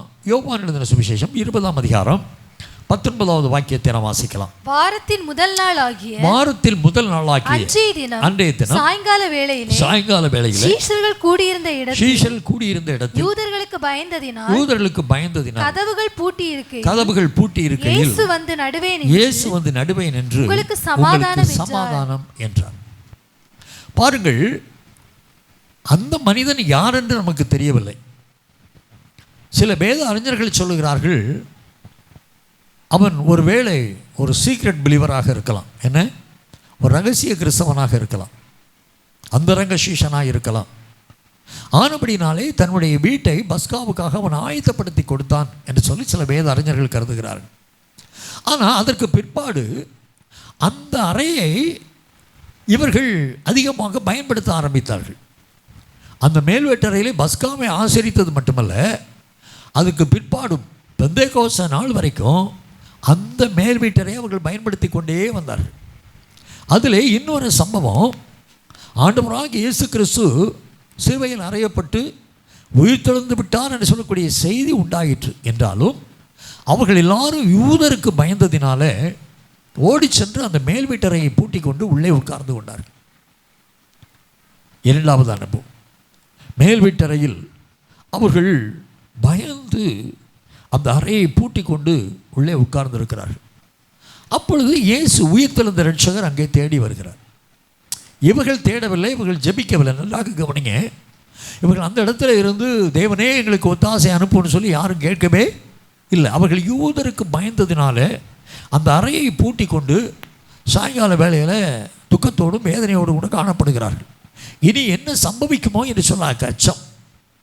ஆண்டவராகிய இயேசுவை சிலுவையில் அறைந்து விட்டார்கள், அவர் உயிர் தெழுந்தார் என்று சொல்லி மகதலேனா மரியாள் சொன்னாள், பேதுரும் யோவானும் கல்லறையை பார்த்தார்கள் என்றெல்லாம் நாம் கேள்விப்பட்டிருக்கிறோம். ஆனால் இதற்கு பிற்பாடு நமக்கு என்ன சம்பவிக்க போகிறது தெரியவில்லையே என்று சொல்லக்கூடிய துக்கத்தோடு அங்கலாய்ப்போடு வேதனையோடு இல்லையா அவர்கள் அங்கே அமர்ந்திருக்கும் போது இயேசு பூட்டியிருந்த அந்த வீட்டிற்குள்ளே வந்து நடுவே நின்று உங்களுக்கு சமாதானம் என்று சொல்லி சொன்னார். அவர்கள் வேண்டிக் கொண்டது நிமித்தம் இயேசு அங்கே வரவில்லை, அவர்களை வேதனைப்பட்டது நிமித்தம் இயேசு அங்கே கடந்து வந்தார். ஹல்லேலூயா, ஹல்லேலூயா. அவர்கள் வேதனையோடு இருக்கிறார்கள் என்பதை அறிந்த ஆண்டவர் அவர்கள் வேண்டிக் கொள்ளாதிருந்தும் அங்கே கடந்து வந்தார். இது எதை காண்பிக்கிறது? தேவ மக்களாகி நாம் விசுவாசிக்க வேண்டிய மிக முக்கியமான ஒரு சத்தியத்தை காண்பிக்கிறது. நாம் வேதனைப்படும் போது, நாம் துக்கப்படும் போது, நாம் சஞ்சலப்படும் போது, நாம் வியாதிப்படும் போது, ஒருவேளை ஜெபிக்க இயலாத சூழ்நிலைக்குள் இருக்கும்போது, நிர்பந்தமான காரியங்களுக்குள் இருக்கும்போது ஆண்டவர் தேடி வந்து நமக்கு உதவி செய்வார். ஹல்லேலூயா, ஹல்லேலூயா. ஹலோ, நன்றாக கவனிங்கள். அநேகர் நினைக்கிறாங்க கர்த்தரனை கைவிட்டு விட்டார். இந்த வேதனை, இந்த துக்கம், இந்த துன்பம், இந்த மனுஷ போராட்டங்கள் என்னுடைய வாழ்க்கையில் காணப்படுவதற்கு காரணம் ஆண்டவர் என்னை மறந்து விட்டார் என்று சொல்லி குற்றம் சாட்டுகிற விசுவாசிகள் உண்டு. நாம் அமிதமாக இருக்கக்கூடாது. இந்த சம்பவம், இந்த மேல் வீட்டறையின் சம்பவம் நமக்கு எதை காண்பிக்கிறது? நாம் வேதனையோடு இருக்கும்போது, துக்கத்தோடு இருக்கும்போது, வியாகுலத்தோடு காணப்படும் போது, நெருக்கத்தோடு இருக்கும்போது, உதவுவார் இல்லாத சூழ்நிலைக்குள் இருக்கும்போது, பயத்தோடு காணப்படும் போது ஆண்டவர் நம்மை புறக்கணிப்பதே இல்லை, தேடி வந்து நமக்கு உதவி செய்வார். ஹல்லேலூயா. அப்போ என் ஆண்டவர் ஜீவிக்கிறவர். அவர் சொல்லியிருக்கிறார், உலகத்தின் முடிவு பெரிய இந்த சகல நாட்களும் உங்களோடு இருப்பேன் என்று சொல்லியிருக்கிறார். அவர் நிச்சயமாக நான் வேதனையின் மத்தியிலே, நெருக்கத்தின் மத்தியிலே காணப்படும் போதெல்லாம் என்னை தேடி வந்து என்னை தூக்கி எடுப்பார். ஹல்லேலூயா. சங்கீதக்காரனுக்கு அப்படி ஒரு அனுபவம் உண்டு. அவன் சொல்கிறான், துர்ச்சன பிரமாக என்னை மூடிக்கொண்டது, கர்த்தரோ உயரத்திலிருந்து கை நீட்டி என்னை தூக்கி எடுத்தார். அப்போது நம்ம விசுவாசிக்க வேண்டிய மிக முக்கியமான ஒரு சத்தியம் எதற்குள் இருக்கிறது?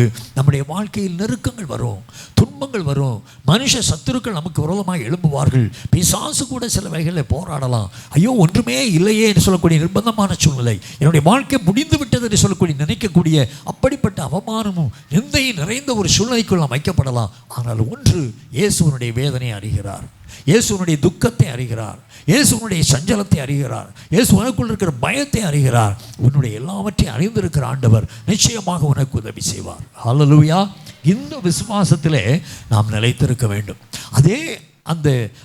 அந்த மேல் வீட்டறையிலே அதற்கு 8 நாளைக்கு பின்பு ஒரு சம்பவம் நடந்தது. அதை நான் வாசிக்க விரும்புகிறேன். யோவான் 20ஆம் அதிகாரம் 26, 27. அவர் நல்ல இன்ட்ரெஸ்டிங் மேட்டர், அது வாசிக்கலாம். மறுபடியும் 8 நாளைக்கு பின்பு அவருடைய சீஷர்கள் வீட்டுக்குள்ளே இருந்தார்கள். தோமாவும் அவர்களுடனே கூட இருந்தார். கதவுகள் பூட்டப்பட்டிருந்தது.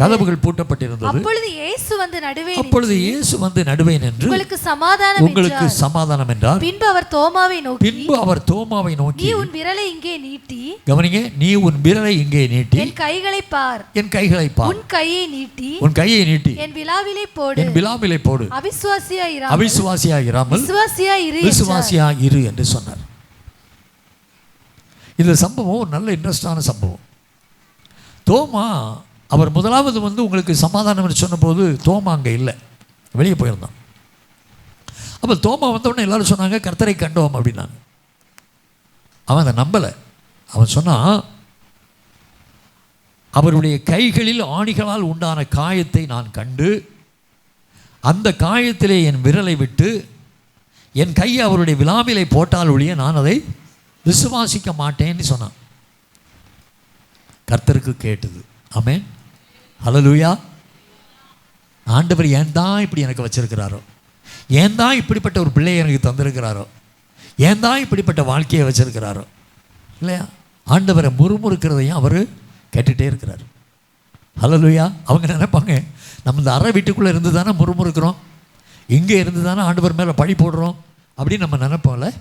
ஆனால் அவர் நம்ம பேசுகிற ஒவ்வொரு வார்த்தையும் அவருடைய ஆதீனத்திலே சொல்லுகிறது. ஹல்லேலூயா, ஹல்லேலூயா. இப்போ இவன் இப்படி சொன்னதை ஆண்டவர் அறிந்து விட்டார். எப்படியாவது தோமாவனுடைய அவிசுவாசத்தை போக்க வேண்டும்.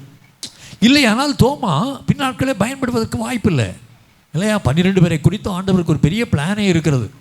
தோமாவை குறித்து ஒரு பெரிய திட்டம் இருக்கிறது. இந்தியாவுக்கு சுவிசேஷத்தை கொண்டு வருவது கர்த்தருக்கு ஒரு பெரிய திட்டம். தோமா விசுவாசத்திலிருந்து விழுந்து போய்விட்டால் பின்னாட்களே அவன் பயன்பட முடியாது. ஆனபடினாலே அந்த ஒரு மனுஷனுக்குள் இருக்கிற அவிசுவாசத்தை கலைந்து போடுவதற்காக ஆண்டவர் மீண்டும் அங்கே வருகிறார். ஹல்லேலூயா. உயிர்த்தெழுந்த ஆண்டவர் மீண்டும் அந்த அறை வீட்டுக்குள்ளே வருகிறார். அந்த அறை வீட்டுக்குள்ளே வந்து தோமாவை பார்த்து சொல்கிறார், அவன் விரலை நீட்டி என் கையில் இருக்கிற காயங்களில் போடு, தொட்டுப்பார். உன் கையை நீட்டி என் விலாவில் போடு, அந்த குத்தப்பட்ட விலாவை தொட்டுப்பார். அவிசுவாசி ஆகிறாத, விசுவாசி ஆகிற. உடனே அவன் கதறுகிறான், அவன் தன்னை ஒப்பு கொடுக்கிறான். இது எதை காண்பிக்கிறது? கிறிஸ்துவை பற்றி விசுவாசத்துக்குள் கடந்து வந்திருக்கிற ஒரு விசுவாசியாவது பின்னிட்டு திரும்பவோ அவிசுவாசம் கொள்ளவோ ஆண்டவர் அனுமதிக்கிறவர் அல்ல. ஹல்லேலூயா. அப்படிப்பட்ட சூழ்நிலையில் வந்து எப்படியாகிலும் நம்மை விசுவாசிக்க பண்ணி நம்மை குறித்த பரிபூர்ண சுத்தத்தை நிறைவேற்றுகிற தேவன். ஹல்லேலூயா. இதை நாம் அறியணும். சிலர் சொல்லுவோம், அந்த சகோதரன் சர்ச்சைக்கே வர்றதில்லை இல்லையா? நாம் அவர்களுக்காக ஜெபிக்கலாம். இந்த சகோதரி விசுவாசத்தை விட்டு வழிவி போய்விட்டார்கள், நாம் அவர்களுக்காக ஜெபிக்கலாம், நம்மளால் அவ்வளோதான் முடியும். ஆனால் ஆண்டவர் என்ன செய்வார்? அவங்களுடைய வாழ்க்கையில் தருணம் பார்த்து எதிர்படுவார், தருணம் பார்த்து பிரவேசிப்பார். அந்த உடனே அந்த நாளே ஆண்டவர் வரல. நான் நினச்சி பார்த்தேன், 8 நாட்கள் கழித்து வந்தார். 8 நாட்கள் கழித்து அவனை விட்டுட்டார். நீ எதையோ சிந்திச்சிட்டு 8 நாட்கள் கழித்து, அப்போ அதற்கு டைம் இருக்குது இல்லையா? சில விசுவாசிகள் பின்மாறி போவார்கள், சில விசுவாசிகள் சபைக்கு வருவதை நிறுத்தி விடுவார்கள், சில விசுவாசிகள் இல்லையா ஆண்டவரை பற்றி அன்பிலிருந்து விழுந்து போவார்கள். நம்ம வந்து ஆதங்கப்படுவோம், ஐயோ இப்படி ஆகிட்டாங்களே, ஊழியத்தை விட்டுட்டு கூட போயிடுவாங்க, நம்ம துக்கப்படுவோம். நாம் செய்ய வேண்டிய ஒரே ஒரு காரியம் அவர்களுக்காக ஜெபிப்பது. அப்படி ஜெபிக்கும்போது ஆண்டவர் ஏற்ற நாளிலே சில நாட்களுக்கு பின்பாடு அவர்களை தேடி வந்து அவர்களை விசுவாசத்தில் உறுதிப்படுத்தி அவருடைய வாழ்க்கையில் தான் கொண்டிருக்கிற சித்தத்தை நிறைவேற்றுவார். யாரையும் ஆண்டவர் கைவிடுகிறவர் அல்ல. ஏன் தெரியுமா? நம்மை பொன்னினாலும் வெள்ளியினாலும் அவர் மீட்டெடுக்கவில்லை, அவர் தம்முடைய விலையேற பெற்ற இரத்தத்தினாலே நம்மை மீட்டெடுத்திருக்கிறார். ஆனபடியினால் நாம் அபிசுவாசத்தோடு ஆண்டவரை விட்டு பின்மாறி போவது அவருக்கு ஒரு நாளும் பிரியம் இல்லை, ஒருவரையும் விட்டுவிட மாட்டார். ஏன்னா குறிந்து தூக்கி நீரே என்று சொல்லி பாடணும் இல்லையா? உளையான சேற்றில் மரணக்குழியில் இருந்த நம்மை சிலுவை மரணத்தின் மூலம் தூக்கி எடுத்த அந்த ஆண்டவர் நம்மை புறக்கணிப்பாரா? ஹல்லேலூயா! விட்டு விடுவாரா? விட்டு விட மாட்டார். ஒருவேளை சில காலங்கள் அவிசுவாசம், பயம் போன்றவைகள், பின்மாற்றங்கள் சிலருடைய வாழ்க்கையில் வந்தாலும் ஆண்டவர் அதை விட்டுவிடவே மாட்டார். அவர்களை தேடி சென்று ஏதோ ஒரு விதத்தில் அவர்களை தேடி சென்று என்ன செய்வார்? தூக்கி எடுப்பார். கர்த்தருக்கு ஸ்தோத்திரம். 3 முறை மறுதலித்து விட்டான் பேதுரு. போய் தொலையிட்டோம்னு சொல்லி ஆண்டவர் நினைக்கல, இங்கேருந்து ஒரே ஒரு பார்வை விட்டார். அந்த ஒரு பார்வையில் அவனை தூக்கி எடுத்து விட்டார். ஹல்லேலூயா! அவன் மனங்கசந்து அழுதான், ஆண்டவருக்காக வைராக்கியம் பாராட்டி எழுப்பினான். கர்த்தருக்கு ஸ்தோத்திரம். அன்பான தேவனுடைய பிள்ளைகளே, அப்போ நன்றாக கவனிக்க வேண்டும். எந்த மனுஷன், நீங்கள் பிள்ளைகளை குறித்த பாரம் இருக்கும் சிலருக்கு, என் பிள்ளைகள் விசுவாசத்தில் இல்லை, விசுவாசத்தில் குன்றி போய் விட்டார்கள், என் பிள்ளை ஜெபிக்கிறது இல்லை, வேதம் வாசிக்கிறது இல்லை, இல்லையா உதாசீனப்படுத்துகிறான், ஆராதனைக்கு வருகிறது இல்லை, இப்படிலாம் சில பெற்றோருக்கு பிள்ளைகளை குறித்த பாரம் இருக்கலாம். நீங்கள் ஜெபம் பண்ணுங்க, ஆண்டவர் நிச்சயமாக தூக்கி எடுப்பார். ஹல்லேலூயா! ஹல்லேலூயா! அவிசுவாசம் என்பது ஒரு உலை. அந்த உலையில் சிக்கிக் கொள்ளுகிறவர்களை ஆண்டவர் விட்டு விடுகிறவர் அல்ல, அவர்களை தூக்கி எடுப்பார் என்பது இந்த சம்பவத்தின் மூலம் நமக்கு தெரிகிறது. ஹல்லேலூயா! அப்போ இந்த மேல் வீட்டின் சம்பவத்தின் மூலம் 2 காரியங்களை நாம் பார்க்கிறோம். ஒன்று, அவர் நாம் சஞ்சலப்படும் போது, துக்கப்படும் போது, நெருக்கப்படும் போது நம்மை தேடி வந்து நமக்கு உதவி செய்கிறவர், தேடி வந்து நமக்கு சமாதானம் தருகிறவர், தேடி வந்து நமக்கு நன்மை செய்கிறவர். 2, ஒருவேளை ஒரு விசுவாசி பயத்திலோ அவரது அபிசுவாசத்திலோ விழுந்து விட்டாலும் ஆண்டவர் விட்டு விடுகிறவர் அல்ல, தேடி வந்து தூக்கி எடுக்கிறவர். ஹல்லேலூயா! ஹல்லேலூயா! ஸ்தோத்திரம். 3வது ஒரு சம்பவத்தை உங்களுக்கு நான் சொல்ல விரும்புகிறேன்.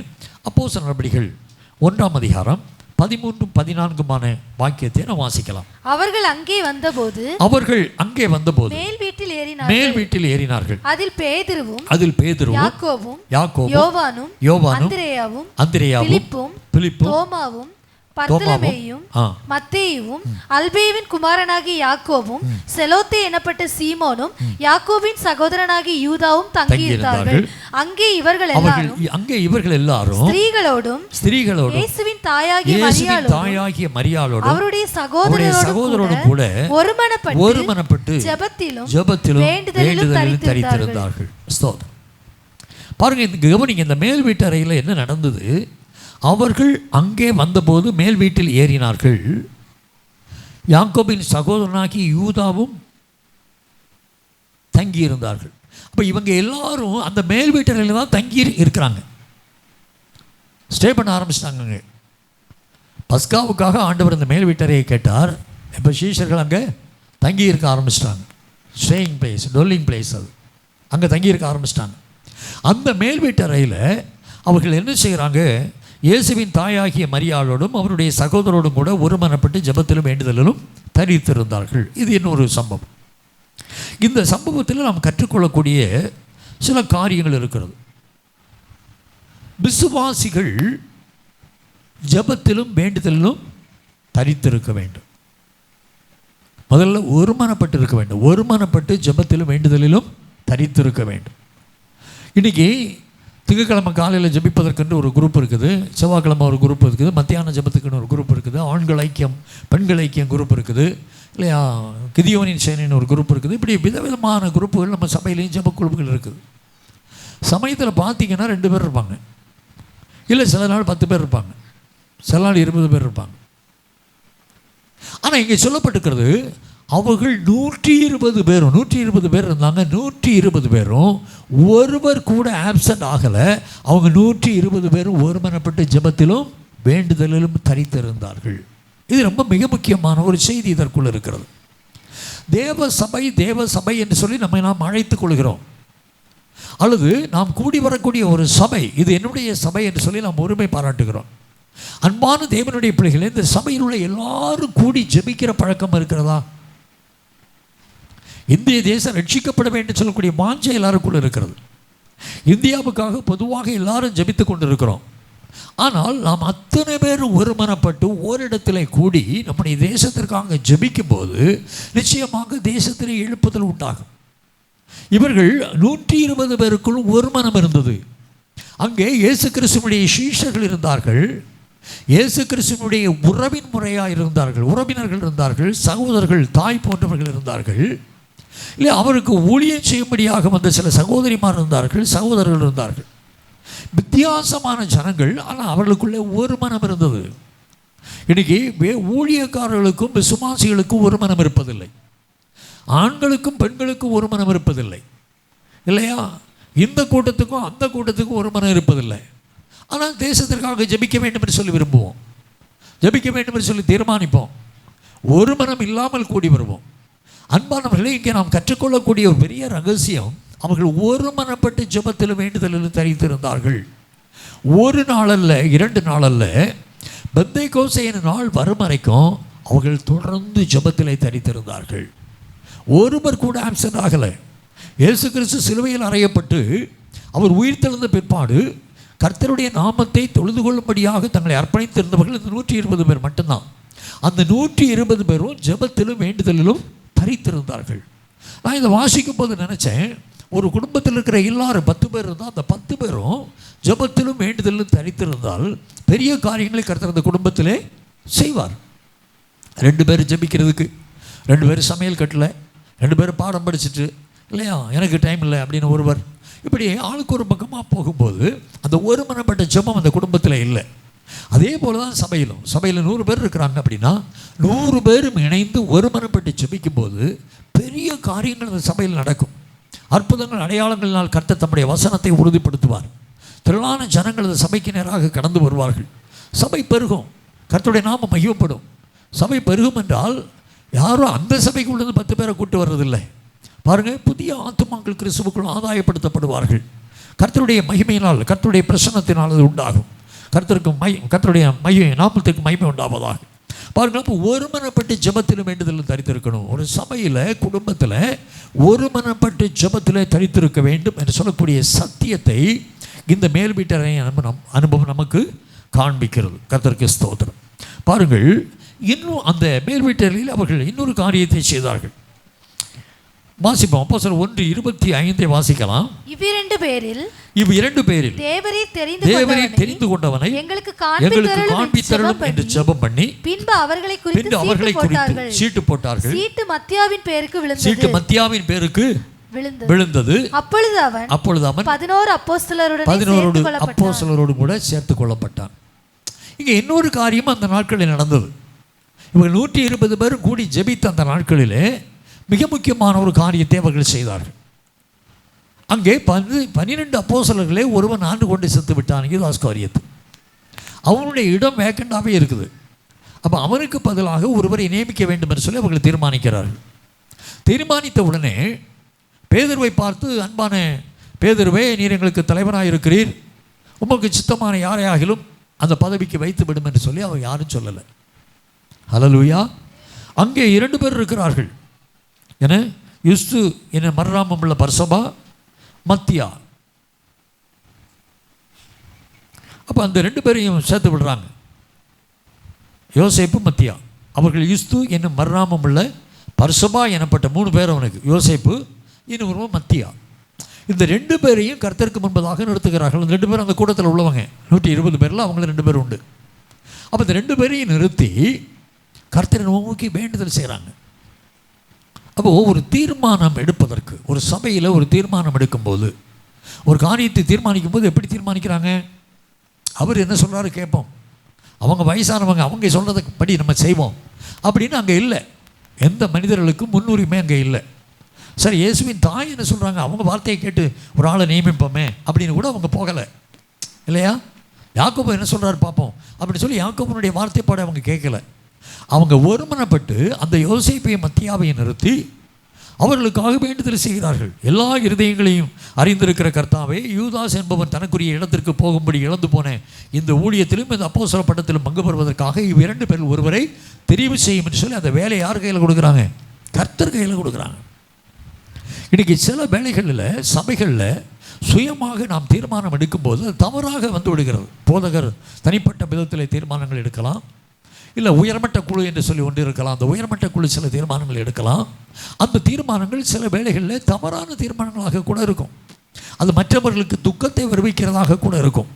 ஆனால் இங்கே தீர்மானிக்கும்படியாக ஆவியானவருடைய சுத்தத்துக்கு அர்ப்பணிக்கிறார்கள். ஆவியானவரை வேண்டுகிறார்கள். தேவன் தீர்மானிக்க வேண்டும் என்று சொல்லி ஜெபிக்கிறார்கள். அவன் ஜெபித்து அவர்கள் சீட்டு போடுகிறார்கள். ஹல்லேலூயா, ஹல்லேலூயா. இன்றைக்கி சில சபைகளில் டீக்கன் செலெக்ஷன் நடக்கும். மூப்பர்கள் தேர்தல். மூப்பர்கள் தேர்தலுக்கு ஓட்டு போடுறதுக்கு என்னெல்லாம் கொடுப்பாங்க? காசு கொடுப்பாங்க, பொருள் கொடுப்பாங்க, இதுவும் கொடுப்பாங்க. யாருக்கு? மூப்பர் தேர்தலுக்கு. மூப்பரும் அப்படி தான் இருப்பார். எலெக்ஷன் முடித்து மூப்பர் எல்லாருக்கும் பார்ட்டி வைப்பார். அவருக்கு பேர் தான் மூப்பர். ஹல்லேலூயா. அதிலே தீமோத்தேயுவுக்கு சொல்லும்போது சொல்கிறான், மூப்பர் சங்கத்தார் உண்மையில கை வைத்ததை குறித்து எழுதுகிறான் பவுல். அன்பான மூப்பர்கள் அவ்வளவு பரிசுத்தமானவர்களாக இருக்க வேண்டும்.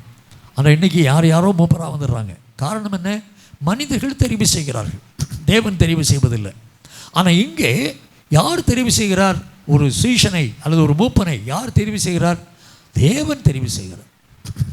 மத்தியாவும் பின்னாட்களில் இரத்த சாட்சியாகத்தான் மரிக்கிறார். அவரை குறித்து அப்போஸ்தலர் நடபடிகளில் ரொம்ப அதிகமாக இல்லை, சிலரை குறித்து ரொம்ப அதிகமாக வரல.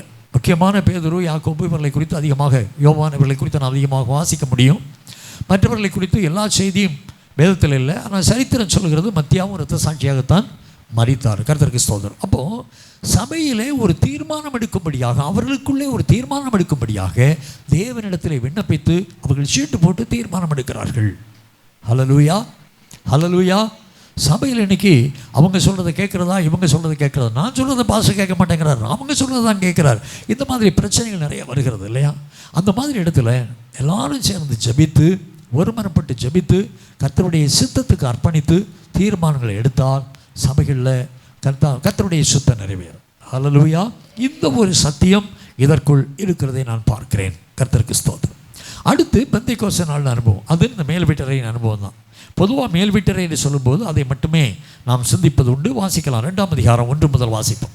பெந்தைக்கோஸ்தே என்னும் நாள் வந்தபோது, பெந்தைக்கோஸ்தே என்னும் நாள் வந்தபோது அவர்கள் எல்லாரும் ஒருமனப்பட்டு ஓரிடத்திலே வந்திருந்தார்கள். அப்பொழுது பலத்த காற்றடிக்கிற முழக்கம் போல வானத்திலிருந்து சடிதியாய் ஒரு முழக்கம் உண்டாகி அவர்கள் உட்கார்ந்திருந்த வீடு முழுவதையும் நிரப்பிற்று. அல்லாமலும் அக்கினிமயமான நாவுகள் போல பிரிந்திருக்கும் நாவுகள் அவர்களுக்கு காணப்பட்டு அவர்கள் ஒவ்வொருவர் மேலும் வந்து அமர்ந்தது. அவர்கள் எல்லாரும் பரிசுத்த ஆவியினாலே நிரப்பப்பட்டு ஆவியானவர் தங்களுக்கு தந்தருளின வரத்தின்படியே வெவ்வேறு பாஷைகளிலே பேச தொடங்கினார்கள். சரி, இந்த ஒரு சம்பவம். மேல் வீட்டறையில் அவர்கள் இருந்தார்கள். இங்கே அவர்கள் எல்லாரும் ஒருமனப்பட்டு ஓரிடத்தில் வந்திருந்தார்கள் என்று சொல்லப்பட்டிருக்கிறது. என்றாலும் இந்த இடம் அந்த மேல் வீட்டறை தான் என்று சொல்லி வேத அறிஞர்கள் சொல்லுகிறார்கள். மேல் வீட்டறையில் அவர்கள் கூடி வந்திருக்கிறார்கள்.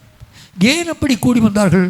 அப்போஸ்தலர் நடபடிகள் 1:14 முதல் அவங்க இயேசு கிறிஸ்து உயிர்த்தெழுந்த பிற்பாடு அவர்கள் தொடர்ந்து ஜெபித்து கொண்டே இருக்கிறார்கள். மேல் வீட்டறையில் ஒருமனப்பட்டு ஜெபத்திலும் வேண்டுதலிலும் தரித்திருந்து கொண்டிருக்கிறார்கள்.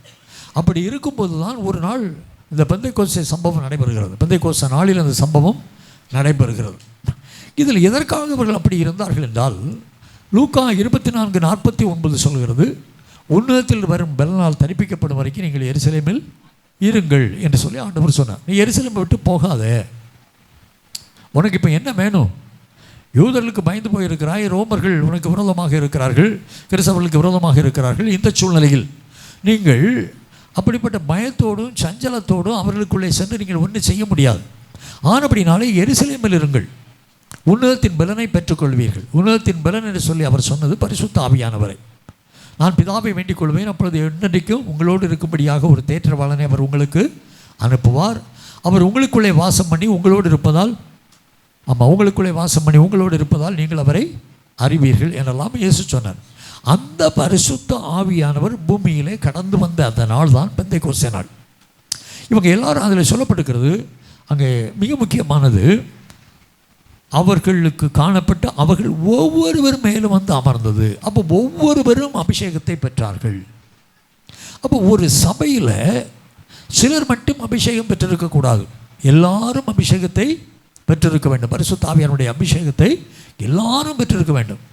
ஒரு குடும்பத்தில் 2 பேர் மட்டும் பரிசுத்த ஆவியின் அபிஷேகத்தை பெற்றுக்கொள்ளக்கூடாது. எல்லாரும் குடும்பத்தில் உள்ள எல்லாருமே பரிசுத்த ஆவியின் அபிஷேகத்தை பெற்றுக்கொள்ள வேண்டும்.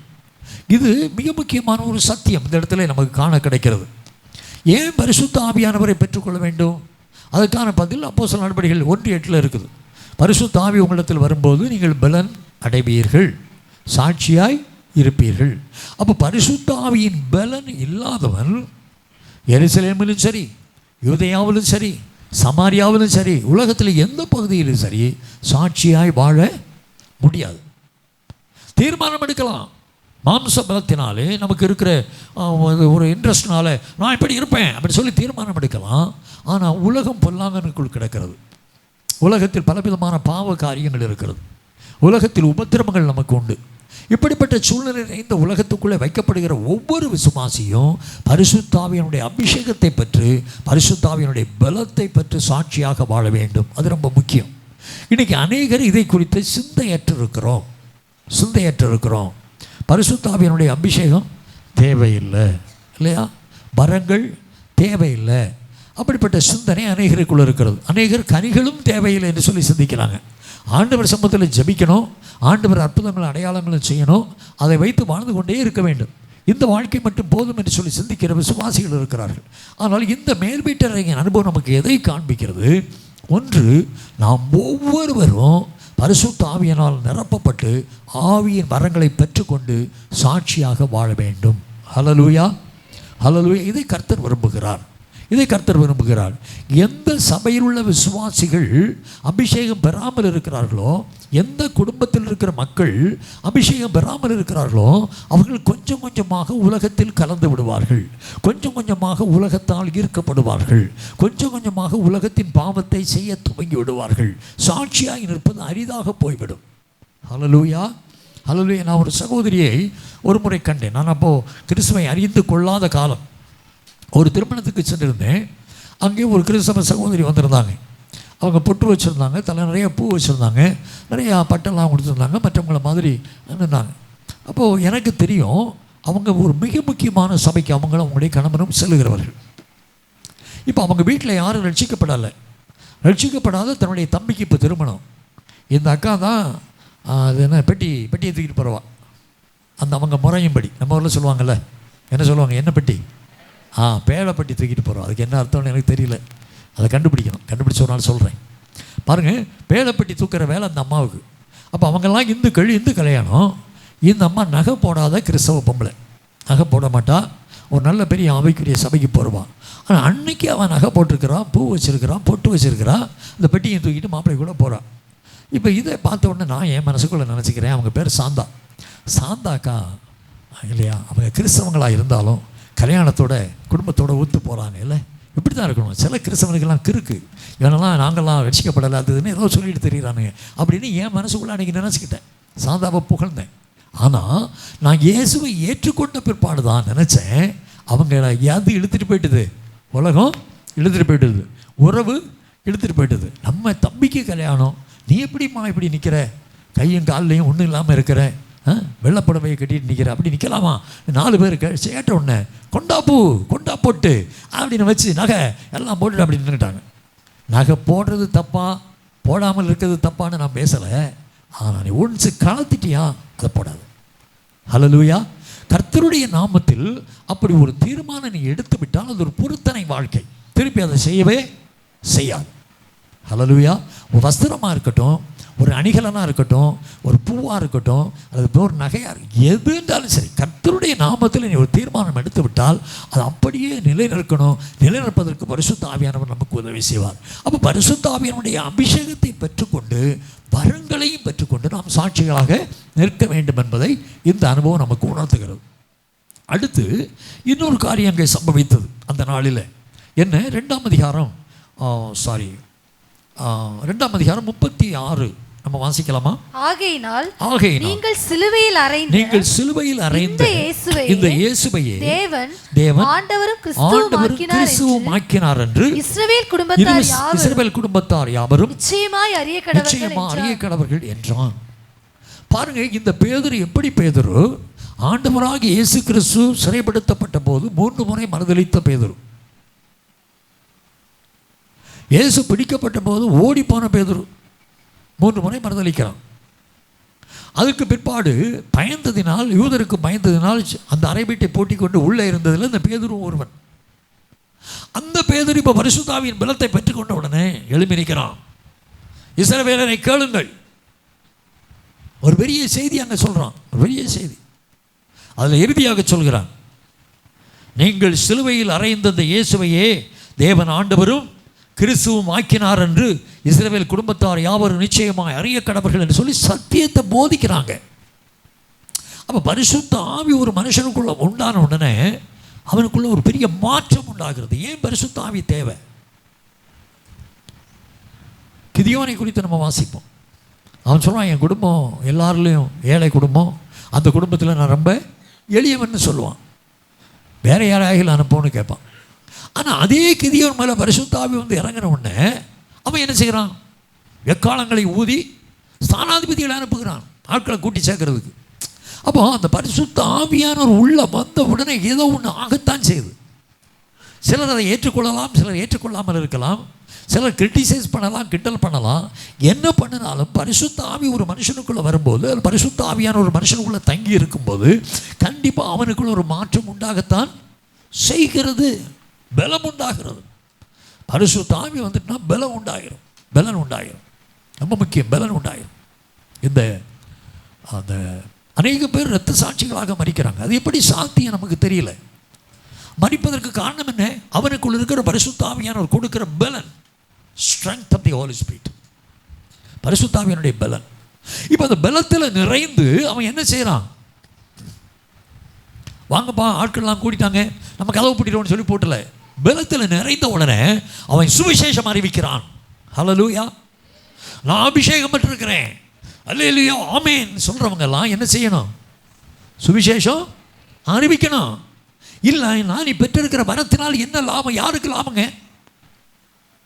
என்கிட்ட இந்த பைபிள் இருக்குது, எனக்கு வாசிக்க தெரியாது, எனக்கு என்ன பிரயோஜனம்? கண்கள் தெரியாதனா ஒரு கண்ணாடியை வாங்கி போட்டுட்டு தெரியுறேன், எனக்கு என்ன பிரயோஜனம்? பயன்படுத்த தெரியாதவனுக்கு, மண்வெட்டி பிடிக்க தெரியாதவனுக்கு மண்வெட்டி எதுக்கு? இனி அநேகர் பரிசுத்த ஆவிக்காக ஜெபித்து கிடைப்பாமல் இருப்பதற்கு காரணம் என்னன்னா, அவங்களுடைய இன்டென்ஷனை தேவன் அறிந்திருக்கிறார். யாருக்கு பரிசுத்த ஆவியானுடைய அபிஷேகமும் வரமும் வேணும்? ஊழியம் செய்கிறவங்களுக்கு வேணும். ஹல்லேலூயா, ஹல்லேலூயா. ஆமாம், ஸ்தோத்திரம். சிலருக்கு அருவாமனைகள் துருப்பிடித்ததாக இருக்கிறது, அதில் எந்த வேலையும் நடக்கலை. சிலருடைய அறிவாள்கள் மண்வெட்டிகள் எல்லாம் துருப்பிடிச்சு போச்சு இல்லையா? வரங்களை பயன்படுத்தாமல், ஸ்தோத்திரம், வெறுமனே கூச்சல் போடுவதற்கும் சத்தம் போடுவதற்கு அல்ல வரங்கள், பயன்படுத்துவதற்கு வரங்கள். ஹல்லேலூயா. இந்த வரத்தை பெற்றுக்கொண்ட உடனே அதை அவன் அபியாசிக்கிறான். அந்த பலத்தினாலே அவன் வசனத்தை அந்த இடத்துல பேசுகிறான். நீங்களே அவரை சிலுவையில் அறைந்தீர்கள் என்று சொல்லக்கூடிய மகாபரிய சத்தியத்தை அங்கே பேசுகிறான். உடனே என்ன உண்டாயிற்று? அவர்கள் இருதயத்தில் குத்தப்பட்டு, நாங்கள் என்ன செய்யணும் பிரதர்? சொல்லுங்க பிரதர், பீட்டர் சொல்லுங்க பிரதர், நாங்கள் என்ன செய்யணும் அப்படி சொல்லி கேட்க ஆரம்பித்துட்டாங்க. அவ்வளோ சொல்கிறான், ஒவ்வொருவரும் மனம் திரும்பி பாவ மன்னிப்பு கண்டு இயேசு கிறிஸ்து நாமத்தில் 3 முறை மறுதலித்த அந்த பேதுரு இன்னைக்கு பரிசுத்த ஆவி நிறைவை பெற்றுக்கொண்ட உடனே சொல்கிறான் பாருங்க, நிமிந்து நின்று ஒவ்வொருவரும் மனம் திரும்பி பாவ மன்னிப்புக்கு இயேசு கிறிஸ்துவின் நாமத்தில் ஞானஸ்நானம் பெற்றுக்கொள்ளுங்கள், அப்பொழுது பரிசுத்தாவியின் வரத்தை நீங்களும் பெறுவீங்க, நாங்கள் பெற்றது மாதிரி நீங்களும் பெறுவீங்க அப்படின்னு சொல்லி தைரியமாக எழுப்பி நடிக்கிறான்.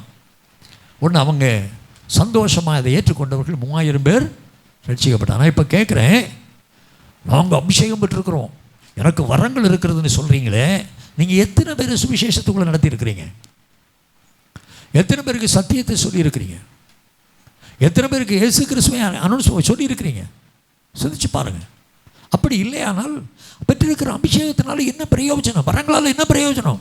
குணமாக்கும் வரத்தை தாங்க ஆண்டவரேன்னு சொல்லி போராடுறாங்க, அந்நிய பாஷை வரத்தை தாங்க ஆண்டவரேன்னு சொல்லி போராடுறாங்க, பாஷைகளை வியாக்கியானம் பண்ண வரத்தை தாங்க ஆண்டவரேன்னு சொல்லி பேசுகிறாங்க, விசுவாச வரத்தை தாங்க ஆண்டவரேன்னு சொல்லி போராடி ஜெபிக்கிற விசுவாசிகள் உண்டு.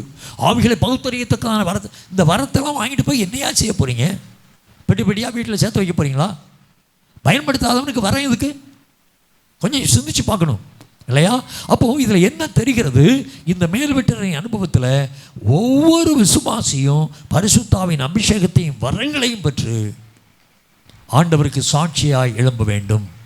சாட்சியின் வசனத்தை மற்றவர்களுக்கு போதிக்க வேண்டும். ஒருவேளை ஊர் ஊராக போக முடியாது, இங்கேருந்து மணிப்பூருக்கு நம்ம போக முடியாது, நாகாலாந்துக்கு போக முடியாது, இந்த இருக்கிற தெருவில் சொல்லலாமே, சந்திக்கிற மக்களுக்கு இயேசுவை குறித்து சொல்லலாமே. பரிசுத்த ஆவி வரும்போது சும்மா இருக்க முடியாது, சும்மா இருக்கவே முடியாது. அது என்னவோ பண்ணும், ஏதாவது ஒன்று செய்ய தூண்டு நம்மை இல்லையா? பரிசுத்த ஆவியான நமக்குள்ள வந்து விட்டால், அப்படி தூண்டலைன்னா அதில் ஏதோ பிரச்சனை இருக்குன்னு அர்த்தம். ஹல்லேலூயா, ஹல்லேலூயா. கை தட்டுவதற்கும் மார்பரிப்பதற்கும் அந்நிய பாஷை பேசுவதற்கும் மட்டுமல்ல, செயல்படுவதற்குத்தான் வரங்கள். செயல்படாத வரங்கள் பிரயோஜனமற்றவை. நன்றாக கவனி. ஆனபடினால இன்றைக்கி நம்ம கற்றுக்கொள்ளக்கூடிய காரியம், இந்த மேல்வீட்டரையின் அனுபவத்திலிருந்து எதை கற்றுக்கொள்கிறோம்? ஒவ்வொருவரும், அங்கே சொல்லப்படுகிற ஒவ்வொருவரும், இண்டிவிஜுவலி எவரிபடி, ஒவ்வொருவரும் பரிசுத்தாவின் அபிஷேகத்தை பெற்றுக்கொண்டார்கள். அந்த பரிசுத்தாவின் பலத்தினால பேதுரு எழும்பி நின்று சுவிசேஷ ஊழியம் செய்தான். 3000 பேர் ரட்சிக்கப்பட்டு சபை உண்டாயிற்று. அப்போ அதே போல் நாம் ஒவ்வொருவரும் கர்த்தருக்காக பயன்பட வேண்டும். 10 காரியங்கள் அது சொல்லிட்டு ஜெபம் பண்ணிடுவோமா? இயேசு கிறிஸ்துவினிடத்தில் முழுமையான அன்பு, ஜபத்தின் மூலம் உறவு, அவரோடு உள்ள நல்ல ஐக்கியம், ஆராதனையின் மூலம் ஐக்கியம், எனக்காக அவருடைய சரீரம் அடிக்கப்பட்டது, உடைக்கப்பட்டது, எனக்காக அவருடைய இரத்தம் சிந்தப்பட்டது என்று சொல்லக்கூடிய நம்பிக்கை, அவருடைய இரத்தத்தினால் மீட்கப்பட்டிருக்கிறோம் என்று சொல்லக்கூடிய நிச்சயம், அவருடைய பாடு மரணத்தை நினைவு கூறும்படி இயேசு கிறிஸ்துவனுடைய வருகை பணிந்தோம் பந்தியில் பங்கு பெற வேண்டும் என்று சொல்லக்கூடிய அந்த சத்தியத்திற்கு கீழ்ப்படிதல், ஒருவருக்கொருவர் தாழ்மை உள்ளவர்களாக விளங்குதல், நெருக்கத்தில் சோர்ந்து போகாதபடிக்கு என்னை தேடி வந்து உதவி செய்கிற ஆண்டவர் எனக்கு உண்டு என்று சொல்லக்கூடிய நம்பிக்கையோடு இருப்பது, விசுவாசம் குறையும் போது உதவி செய்து அதை உறுதிப்படுத்துவார் என்னுடைய ஆண்டவர் என்று சொல்லி நம்முடையவர்களுக்காக நாம் ஜெபிப்பது, விசுவாசிகள் அத்தனை பேரும் ஒரு மனதோடு கூட ஜெபத்திலும் வேண்டுதலும் தரித்திருப்பது, எந்த காரியத்திலும் தேவ சித்தத்தின்படி முடிவுகள் எடுப்பது, கர்த்தருக்கு காத்திருந்து பரிசுத்தாவின் அபிஷேகத்தையும் வரங்களையும் பெற்றுக்கொள்வது, அந்த பரிசுத்தாவின் பலத்தினாலே மற்றவர்களுக்கு சுவிசேஷம் சொல்லி அவர்களை கிறிஸ்துவுக்குள் ஆதாயப்படுத்துவது, அத்தனையும் மேல்வீட்டரையின் அனுபவங்கள். ஹல்லேலூயா, ஹல்லேலூயா. மேல்வீட்டரையின் அனுபவம் என்று சொல்லும்போது அநேகர் என்ன சொல்கிறோம்? அபிஷேகத்தை பற்றி மட்டுமே குறிப்பிடுகிறோம். இது எல்லாமே மேல்வீட்டில் நடந்த சம்பவங்களின் அடிப்படையில் நாம் தியானித்த காரியங்கள். ஆண்டவரே, இந்த 10 விதமான அனுபவங்களும் என்னுடைய வாழ்க்கையில் நிலைத்திருக்கட்டும் என்று சொல்லி ஒப்புக் கொடுக்கலாமா? முழங்கால் படியிடும். ஆண்டவருடைய கற்பனைகளுக்கு கீழ்ப்படிந்து அவருடைய அன்பிலே நிலைத்திருக்க தீர்மானம் எடுப்போம். அனுதினமும் தேவபாதத்திலே தரித்திருந்து ஜெபித்து அவருடைய உறவிலே பலப்பட தீர்மானம் எடுப்போம். ஆண்டவரை ஆவியோடு உண்மையோடு ஆராதித்து அவரோடு உள்ள ஐக்கியத்தை புதுப்பித்துக் கொள்வோம். இந்த 10 அனுபவங்களும் என்னுடைய வாழ்க்கையில் நிலைத்திருக்கட்டும். ஆண்டவரே, என்னை அர்ப்பணிக்கிறேன் ஐயா. இந்த மேல்வீட்டறையின் 10 அனுபவங்கள், 10 ஆவிக்குரிய மேலான அனுபவங்கள் எனக்கு தாங்க ஆண்டவரே. இதில் நிலைத்திருக்க எனக்கு உதவி செய்யுங்கப்பா. ஜெபிக்கலாமா? ஜெபிக்கலாமா? ஒவ்வொரு விசுவாசியும் விசுவாசிக்க வேண்டியது, கை கொள்ள வேண்டியதுமான 10 காரியங்களை நாம் பார்த்தோம். இந்த 10 காரியங்களிலும் நான் விசுவாசம் வைக்கவும் நிலைத்திருக்கவும் அப்பா எனக்கு கிருபை செய்யுங்க. ஒப்பு கொடுத்து ஜெபிக்கலாமா? செய்தியை கேட்டுக்கொண்டிருக்கிற யாராக இருந்தாலும் சரி, ஆண்டவருடைய சமூகத்தில் உங்களை தாழ்த்துங்கள். நாம் ஜெபிப்போம். இரக்கமுள்ள பிதாவே, இந்த நிலவெளிக்காக உம்மை ஸ்தோத்திரிக்கிறோம், உம்மை வாழ்த்துகிறோம், உமக்கு நன்றி செலுத்துகிறோம்ப்பா. அந்த மேல் வீட்டறையில் சீஷர்களுக்கு ஏற்பட்ட அந்த காரியங்களை குறித்து நாங்கள் தியானித்து 10 விதமான ஆவிக்குரிய சிந்தனைக்குள்ளாக கடந்து வந்தோம். இந்த 10 விதமான அனுபவங்களும் எங்கள் ஒவ்வொருடைய வாழ்க்கையிலும் காணப்படட்டும் என்று சொல்லி நாங்கள் தேவ சமூகத்தில் எங்களை அர்ப்பணித்து ஜெபிக்கிறோம். ஆண்டவர் நம்முடைய கிருபையினால் இந்த 10 விதமான ஆவிக்குரிய அனுபவத்தை எங்களுக்கு தந்து நாங்கள் நிலைத்திருக்கவும், சாட்சியாய் வாழவும், அநேகரை ஆதாயப்படுத்தவும், கிறிஸ்துவின் நாளுக்கென்று ஆயத்தப்பட்ட நித்திய ஜீவனை சுதந்திரித்துக் கொள்ளவும் எங்கள் யாவருக்கும் கர்த்தர் கிருபை செய்யும்படியாக ஜெபிக்கிறேன். உலகத்திலே நாங்கள் சோர்ந்து போகும் போதெல்லாம், நெருக்கத்தை அனுபவிக்கும் போதெல்லாம், அந்த அறை வீட்டுக்குள்ளே சென்று உங்களுக்கு சமாதானம் என்று சொன்ன ஆண்டவர் எங்கள் ஒவ்வொருடைய வாழ்க்கையிலும் இடைபடும்படியாக நாங்கள் கெஞ்சி ஜெபிக்கிறோம். அப்படியே செய்ய வல்லவர், உமக்கு நன்றி. வாழ்த்தி பெறுகிறோம். பெரியாத நேசருடைய கிருபை எங்கள் யாவரோடும் இருப்பதாக இயேசுவின் நாமத்தில் பிதாவே, ஆமென்.